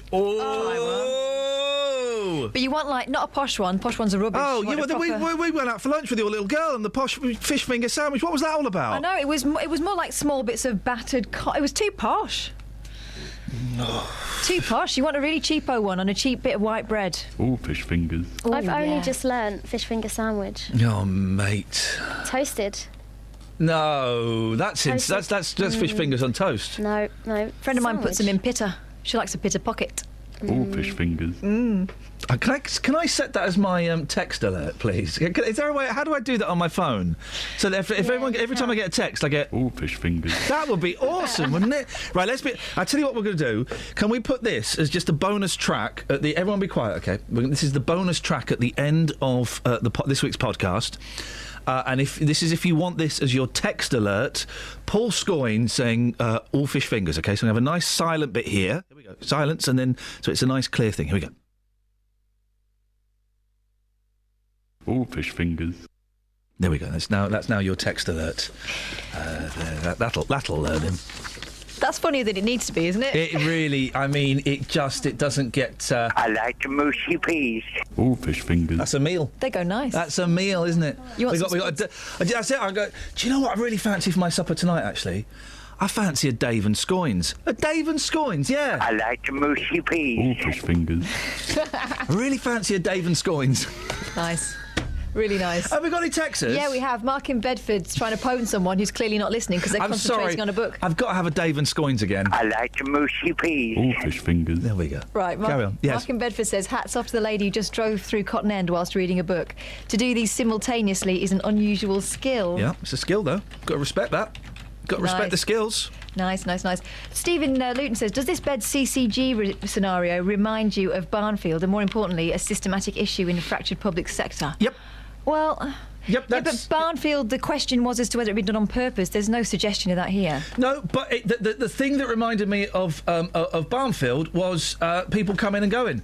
People coming and going. And, you know, so it's hard to point... You can't point the finger at somebody, which is what... We had a really interesting thing on the radio the other day about the banks. And how about no one in the banks has gone to prison or no one has stood in the dock. And Barclays have just had a fine of, I think, like £1.4 billion. Okay, so Barclays have admitting jigging around with all these rates and fixing things and lying and manipulating. But no individual.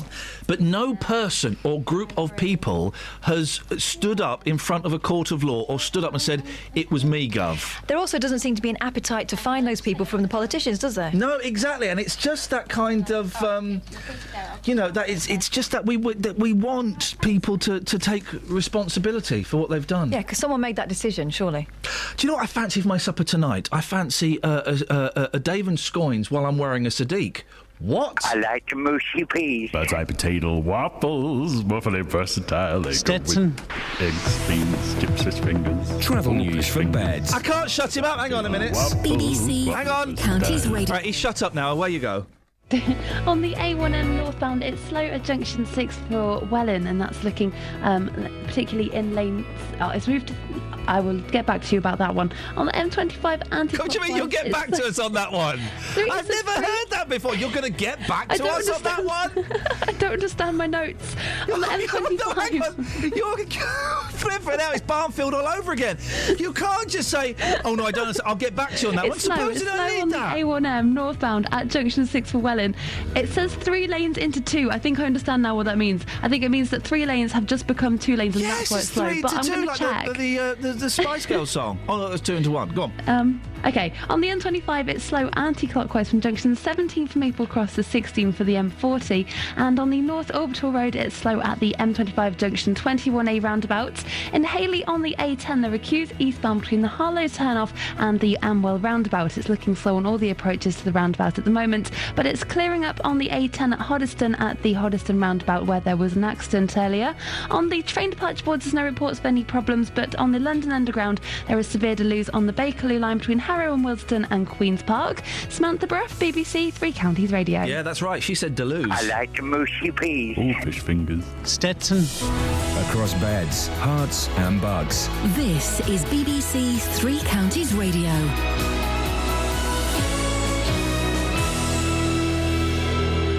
It's 8:30. I'm Simon Oxley. The body which funds NHS services in Bedfordshire says balancing the books will not affect patient care or frontline services despite a £43 million deficit. David Cameron will begin negotiations today on reforming Britain's relationship with the EU, and an undetonated German bomb from the Second World War has been found near Wembley Stadium, where Wycombe are due to play their playoff final tomorrow. Road closures remain in place. Three Counties Sports. BBC Three Counties Radio. And Wycombe will check on the fitness of goalkeeper Matt Ingram ahead of that League Two playoff final at Wembley against Southend tomorrow. Ingram missed both semi-final matches. Chairboys boss Gareth Ainsworth says they'll treat it like they treated the semi-finals. We're going to approach it the same way as we've approached all games. League form is gone.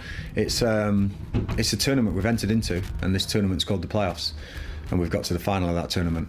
So after 46 games, we deserve to be where we were. We ended up in this tournament, and we're going to approach this game like we have done in the other 2 games in the tournament. And there's full coverage from Wembley from 2 p.m. tomorrow, with kick-off at 5:30. The new Stevenage manager Teddy Sheringham admits the club are taking a gamble in appointing him, but the former England and Manchester United striker is ready for the pressures of management. I hope to take it in my stride, that whatever's thrown at us, but I do realise that in football you're never surprised about anything. So it will be an interesting season without a doubt.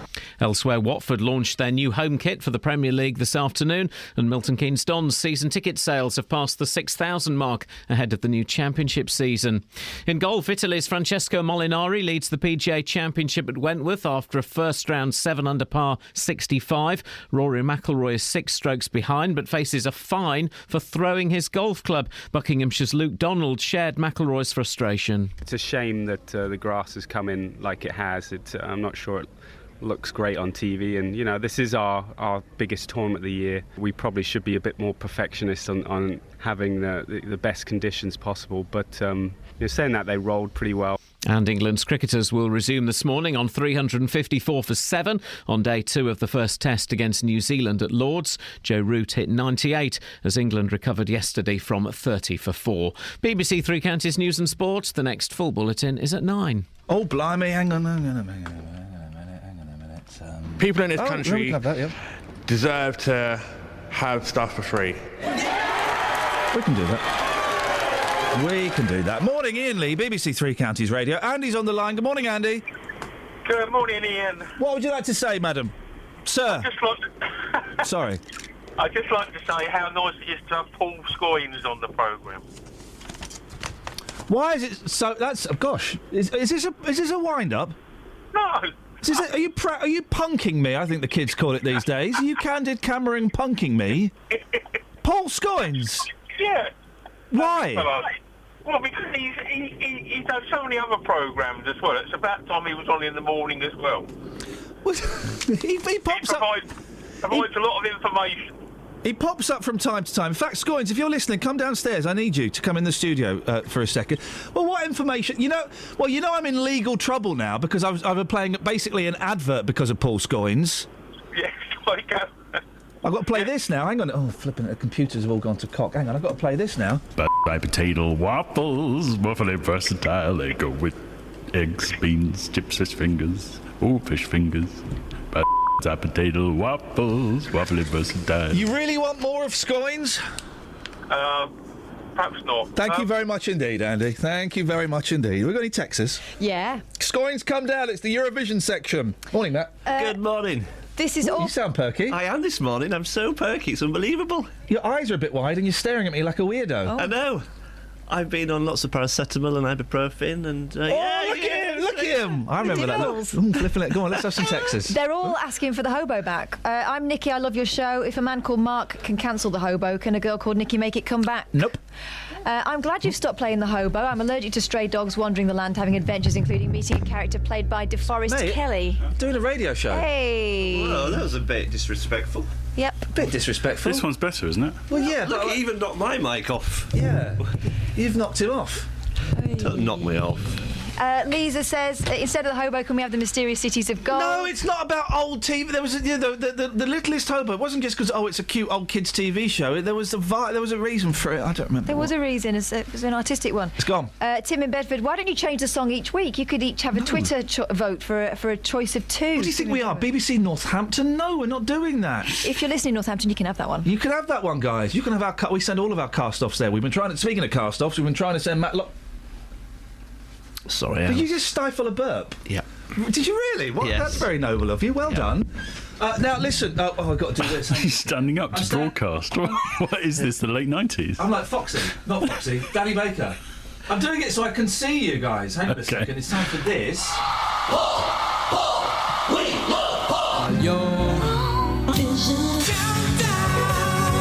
That's amazing.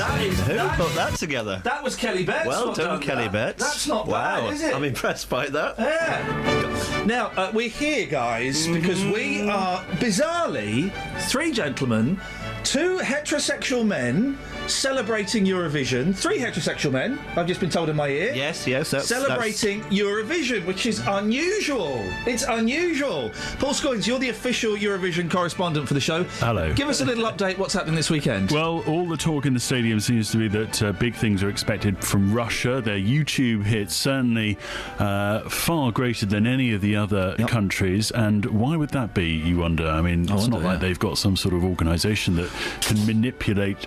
Anyway, Anyway, so they're looking good. Mate, I'm not having this. I'm not having this. So are you saying that the KGB are not manipulating YouTube hits for Russia's Eurovision entry? Is that what you're saying? That's not happening. They've got a bit more stuff to sort out with Ukraine and gay marriage. Like that? Well, it's just shush. Now, Lockers, why are you in here? Because I'm going to a party tomorrow night. Yay! He's going to your Eurovision party. Eurovision. And you're really looking forward to it now that we've told you have to do it. Yeah, man. The party being hosted by a local singer-songwriter who...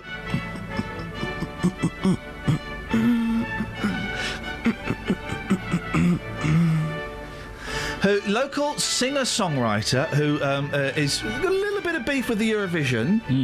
There's a gentleman, Mr. Raymond Marks. Good morning, Raymond. Morning. How are you doing, fella? You all right? Yes, fine. Let's just wait for this beautiful... tomorrow evening. Tomorrow evening. Now, so have you been watching the semi-finals, Raymond? Oh, yes, very, very carefully. What have you made of what you've seen? Well, Russia, the lady in it looks like my daughter-in-law, so my son is a man of taste. Oh, very, very nice. Is the song any good?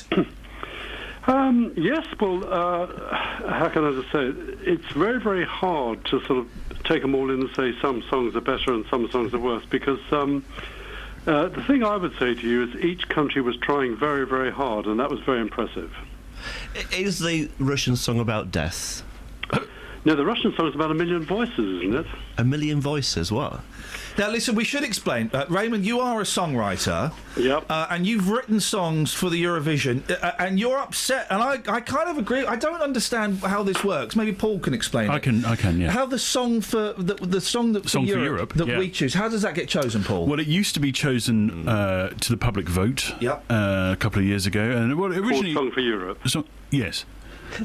It used to go to originally, I mean, a song just came up and it was put through, record companies put it through, and BBC said, yeah, we'll have that one. Then a couple of years ago it went to a public vote, and now it's gone back to the sort of BBC going, yeah, we're going to go with that one. Because the public could not pick songs. They weren't picking, yeah. Well, you say the public could not pick songs. It would seem, Raymond, let me not be presumptive. What do you think of this year's song, Raymond? Well, it's very different. It's very nice, and good luck to Electra Velvet. I really hope they win. Are they going to win?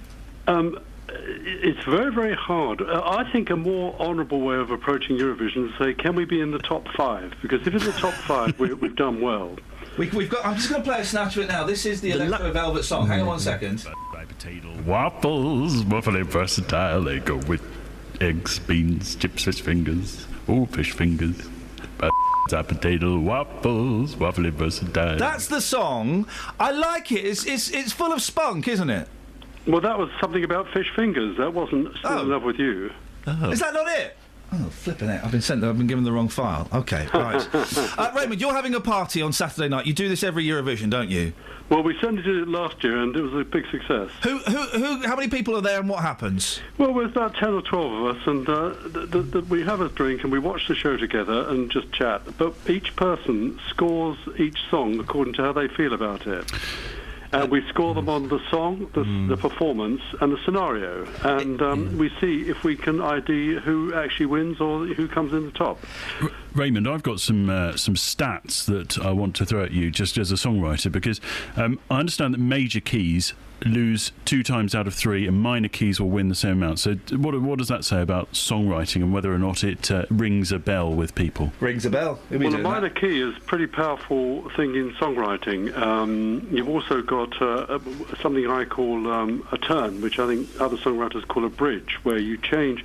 If you think of the song the best, right in the middle, she goes in a different direction. It's very attractive. You find songs often made interesting by having that sort of thing going on. So there's quite a few techniques you can use. The last 5 losing Eurovision entries have also all been paced at either 127 or 128 beats per minute. Why is that such an unlucky beat? Well, Graham Norton ran a show, How to Win Eurovision, about 3 or 4 years ago, and they were going into, you've got to have a change of key, you've got to get in quickly into the thing, and I would say Eurovision is almost impossible to analyse like that. Everyone in the business I talk to says it's all about the song. Keep it good, keep it simple, and then the rest of it you build on that. And I think that's a good way of doing it. You've got to believe in the song, and Yeah, that's the way to do it. Interestingly, lyrically as well, can have an impact. If you use the word sunshine in your lyrics, for example, that's not good news. It's only been mentioned 5 times. Well, hang on a minute. What about Walking on Sunshine? Well, that's they came number 1. Indeed, but that's the only time that the use of the word sunshine in any lyric has ever been successful in Eurovision. I don't know, I mean, maybe that means something. Consequently, as well, storms is also very good. So thunder, lightning, they've all been mentioned by winners as well. What does that say? Well, we can analyse the content of the songs to death, but I think in the end it's the song as presented on the night. One thing I noticed in the semi-finals, a couple of people seemed a little bit nervous, and I felt that was a bit sad because they were surrounded by so many lights. It was like a galaxy. It must be terrifying though, Raymond, because a lot of these singers are unknowns. I know there are a few names in there, but a lot of them are unknowns, and to be in such a big arena surrounded, as you say, by a galaxy of lights with I mean, how many people are going to watch this? Like 1 billion people or something? It's hundreds of millions. Yeah, it's a big gig. It's the biggest event outside sport. Could you hold your own in front of that many people? Well, I think yes, I could. Because the whole thing is quite. I'd love to see there's that. a lot of warmth in the thing. People are cheered on, and they're sort of. If you watch the show, they're waving flags. Well, I would love to see you, Raymond, getting cheered on while you're holding your own. Now, you have very kindly. This is the reason that Matt Lockwood is here. You've said that Matt can come round. And record a couple of pieces for our show to the party. Raymond, let me give you the opportunity. If you want to revoke Matt's invitation to your party, no one will think any less of you. No, we want to confirm Matt's invitation. Well, that's okay, because I will be coming. Do I have to behave in a certain way at this party? No, just relax and enjoy yourself and be part of the thing.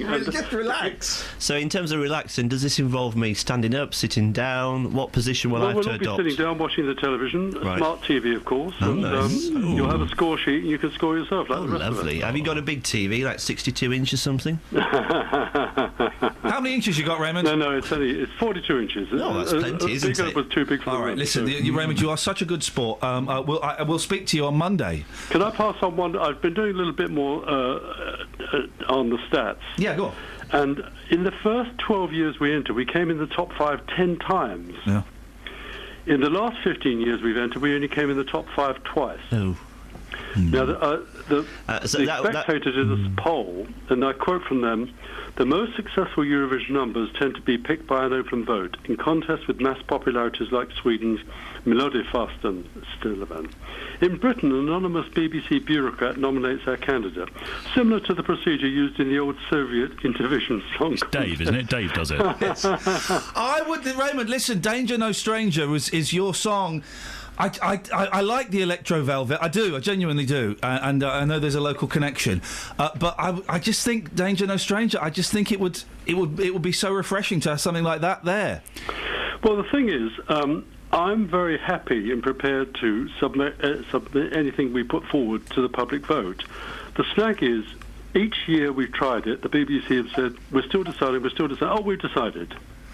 And we've been fended off. And I was talking to Mike Reed about this, who was involved in Eurovision in the past. He said, one of the snags about the way it's done now is there's a huge pool of talent that aren't getting the opportunity they used to have.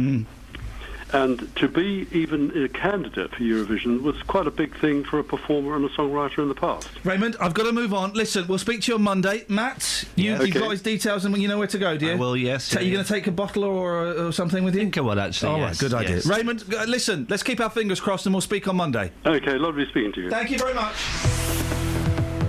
Travel news for beds, cards and bugs. BBC Three Counties Radio. And there are delays northbound at junction 6 for Welland, where the road gets more narrow and 3 lanes become 2 lanes. On the M25 anti-clockwise, it's slow from junction 17 for Maple Cross to 16 for the M40. And in Hayley, it's busy on the A10 eastbound between Harlow Turnoff and the Armwell roundabout. In Little Haddam, the Stortford Road is slow in both directions at the Much Haddam turning that's taking turns across the bridge between Bishop Stortford and the A10. In Aylesbury on the A41, it's busy on Bicester Road between around the Cottonwheel roundabout heading past Aylesbury Vale Parkway train station. And on the train departure boards, no reports of any delays, but the Underground and the Bakerloo line has severe delays between Harrow and Wildston and Queen's Park. Samantha Bruff, BBC Three Counties Radio. Thank you very much. 8:47. It's Friday, the 22nd of May. I'm Iain Lee. These are your headlines on BBC Three Counties Radio. The body which funds NHS services in Bedfordshire says balancing the books will not affect patient care or frontline services, despite a £43 million deficit. David Cameron is beginning talks to renegotiate the terms of Britain's membership of the European Union at a summit in Latvia. And homes have been evacuated after an undetonated German bomb from the Second World War was found near Wembley Stadium, where Wycombe play their playoff final tomorrow. Let's get the weather. Here's Elizabeth. Beds, Herts and Bucks weather. BBC Three Counties Radio. Hello, very good morning to you. It's a rather cloudy day today, a lot cloudier than yesterday, but it's still feeling relatively warm, actually. Where we do get a bit of brightness a bit later on, possibly even some sunshine, then we're looking at temperatures that are shooting up to around 18 or 19 degrees. It's feeling quite clammy, quite sort of humid, really. It's high dew point air. Now, we could see 1 or 2 showers a bit later on through the afternoon. It's always a risk of that, but many places will be dry for the rest of the day, just really rather cloudy. Overnight tonight, again, staying very mild, thickening cloud all the while. Lows of around 11 or 12 degrees in the towns. And for tomorrow, a cloudy start, but brightening up nicely. Some lovely sunshine, I think, tomorrow will see the best day of the bank holiday weekend, and it will feel a little bit cooler than today perhaps, but still highs of 16 or 17 degrees. Dry as well. On Sunday we'll start off on a nice bright way, some sunshine through the morning, but cloud thickening, outbreaks of rain for a time through the afternoon, and then sunshine again to end the day, but it will feel a bit cooler. So bank holiday Monday, a bit of a cooler, fresher feel to things, some sunny spells, quite a bit of cloud, and the risk of 1 or 2 showers. That's the forecast. Every weekday from 3. Local stories. People in Watford are being urged to celebrate their local heroes by creating a postcard in their honour. In other local news, rugby fans are being warned to watch out for fake World Cup tickets. Roberto Peroni. Now, a metal detectorist has discovered an archaeological find in a field near Royston in Hertfordshire. Taxi drivers in Luton are demanding to be allowed to drive in bus lanes at all times. There is to be a new station at the Leighton Buzzard Narrow Gauge Railway. Roberto Peroni. Weekdays from 3 on BBC Three Counties Radio. Morning, Alec. Good morning. What have you got for us? I just want to have a bit of a whinge. Go on, you've come to the right place. You're speaking to the whingiest man in Britain. Go on. Right. Can anybody tell me why buses that pick children up to go to school at this time of the morning have to park in the middle of the road, blocking the road, when they've got plenty of room to park by the curb on both sides of the car they've stopped by? Now, going on from that, having approached the company involved, and to ask the same question, they just hung up on me. Oh no! Now, Alec, how did you ask the question? Did you ask it in the polite yet slightly grumpy way you're asking me, or were you a bit more aggressive? No, just as I asked you. They hung up on you, did they? Yeah. Oh, well, that's no good. Where about? No, maybe not, because we might work out. No, we don't want that one. We don't want that one. Well, how long does it slow you down for? Oh, only a couple of minutes. Enjoy it, Alec. Enjoy it. Look at it as a gift from the coach company to get a little bit zen, to find your inner peace. Not got the time. Alec, you get to listen to us more in the car. That's surely got to be a bonus, hasn't it? Well, I suppose so. Thank you very much indeed. You see, what I did there was I turned that frown, Justin, upside down. Very clever. Very clever indeed. I've got to say, the update on your shoes... Yes, my sexy shoes, yes. I mean, it looks like you're wearing a slip. Have you seen our new follower, by the way? No. Check out his other interests. What are they? Well, have a guess. Just if you're over the age of 18 and you're not shocked by adult images, then check Steve Timmer's other followers, people that he follows. He follows us, and very, very niche following as well. And one football team. But you two are the only men. Well, are we? I don't know. It's hard to tell from those pictures. Are they the Babe Station girls? No, I don't think they'd get work on Babe Station. Oh, let's even better then. Let's have a look. We posted a picture of you in slippers with no socks on. Excuse me, tassel loafers. Excuse me. Yep. Excuse me. We said, here's Justin Dealey, his choice of footwear. Retweet for Plum. Favourite for Icon. 18 favourites. Excellent. Including one from my sister. Number of retweets? 37. Can I just say, though? Yes, sir. Just have a look at those retweets and look at the people who have retweeted it. A lot of classy people there. No, that's all I'm going to say. Most people hidden by images of dogs and eggs and things like that. And then have you seen the picture of your nan wearing them? Have you seen that? Yes, I've seen that, yes. Yeah? Very funny. Very funny indeed, yeah? OK. You all right? Yeah, fine, yeah, you. Great stuff. I mean, Great to be stuff. fair, I don't know how you'd wear them with socks without looking like Michael Jackson. Yeah, that's true. Guys, it's 2015. Tassel loafers, no socks, skinny jeans. It's in fashion. If you can't handle that, mate, that's your problem, not mine. Mate, I've got to say, it's been really nice working with Matt Lockwood, hasn't it? Do you want to start putting together a Matt Lockwood memorial package now, just to save time on Monday? Stranger. No danger. There's certainly danger where you're going tomorrow night, my friend. I cannot already. I am laughing. I reckon we can get 2 hits. I reckon that's probably the lead. Yeah. We can get 2 hits out of that. Already I'm laughing. I can only imagine what that audio is going to sound like. It's going to sound awkward. It's going to sound so awkward. As you said, awkward but to the power of a million. It's going to be wonderful. To use one of my favourite words, I think it's going to be chaos round there. And it really will be. It's next week's podcast is going to be recorded tomorrow night, basically. That's what's happening. Hang on a minute, Justin. We just took a call. Hang on a second. We just took a call about coaches, and Mark wants to call in about that as well. Morning, Mark. Good morning. How are you? I'm fine, thank you. Have you got beef with coaches? I have, unfortunately. I think when they got children in, I think it's a little bit more emotive, and I won't mention the name. But there are 2 schools, one in particular I go through on my way to the office, and regularly, because I have a high-def forward-facing camera in my vehicle, you can see them very, very, very clearly on their mobile phones, playing, having a sausage roll, having their breakfast. The kids in the back of the coach?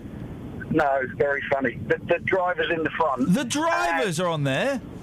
And if you send the video file, as I did, to one of those companies, they never responded. And when I called them, they just denied all knowledge of it and said their drivers are professional. They don't do that. But they congregate as well in a certain small village through the high street after they stop drop the children off, and then they just block the road. They are appalling.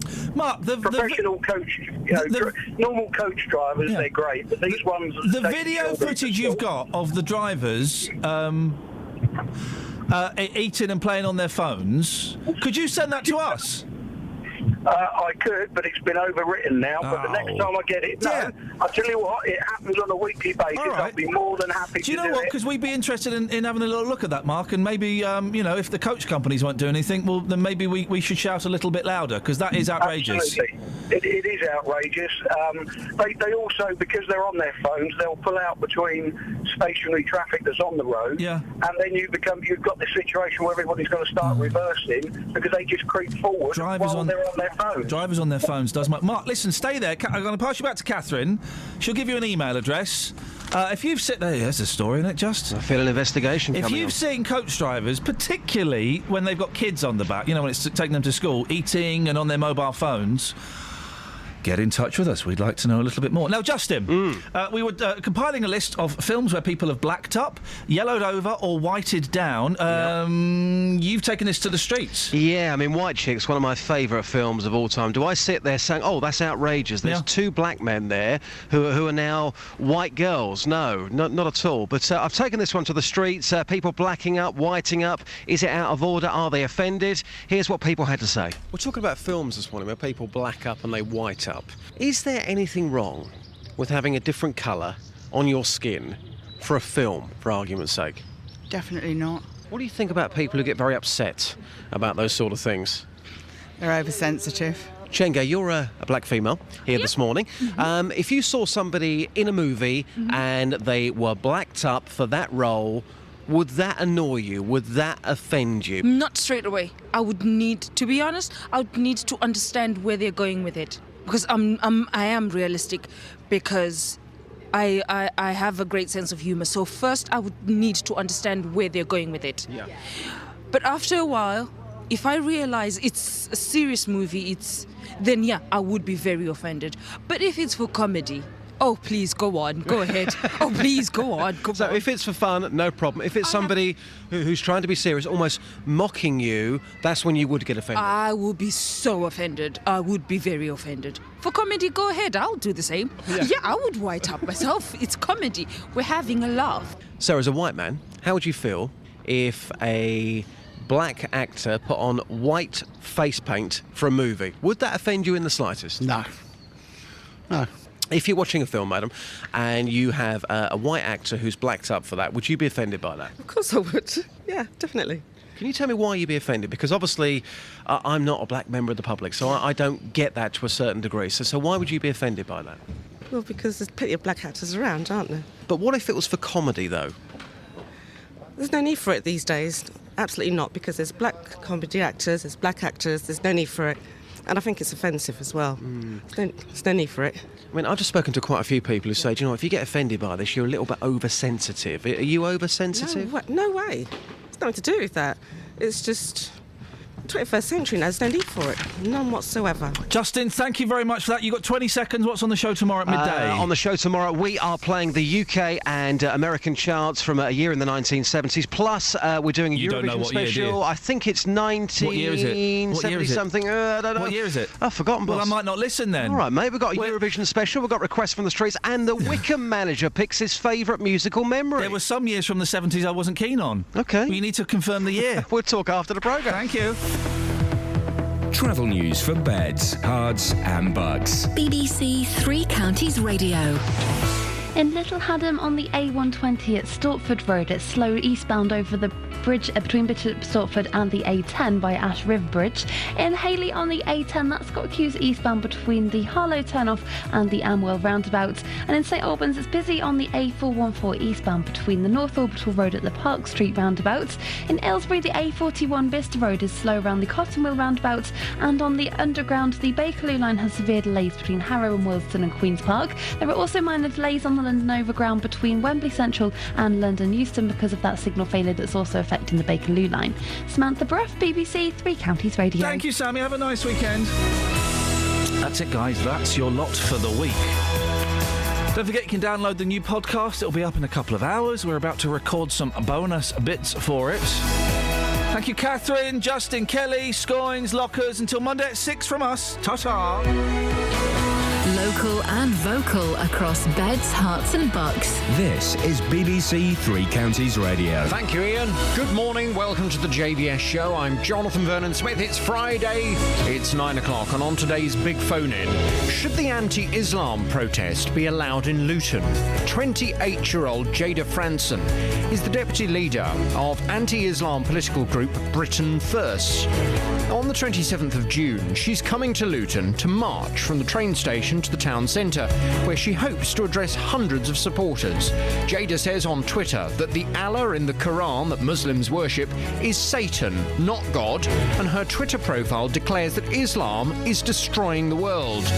The Labour MP for Luton South, Gavin Shuker, says he'd rather Jada and her group didn't come to Luton, but only the police and the Home Secretary can actually stop them. Well, Jada will be live on my programme in just a few moments' time. Listen to what she has to say, and I want you to come on and have your say as well. Come on and speak to her if you wish.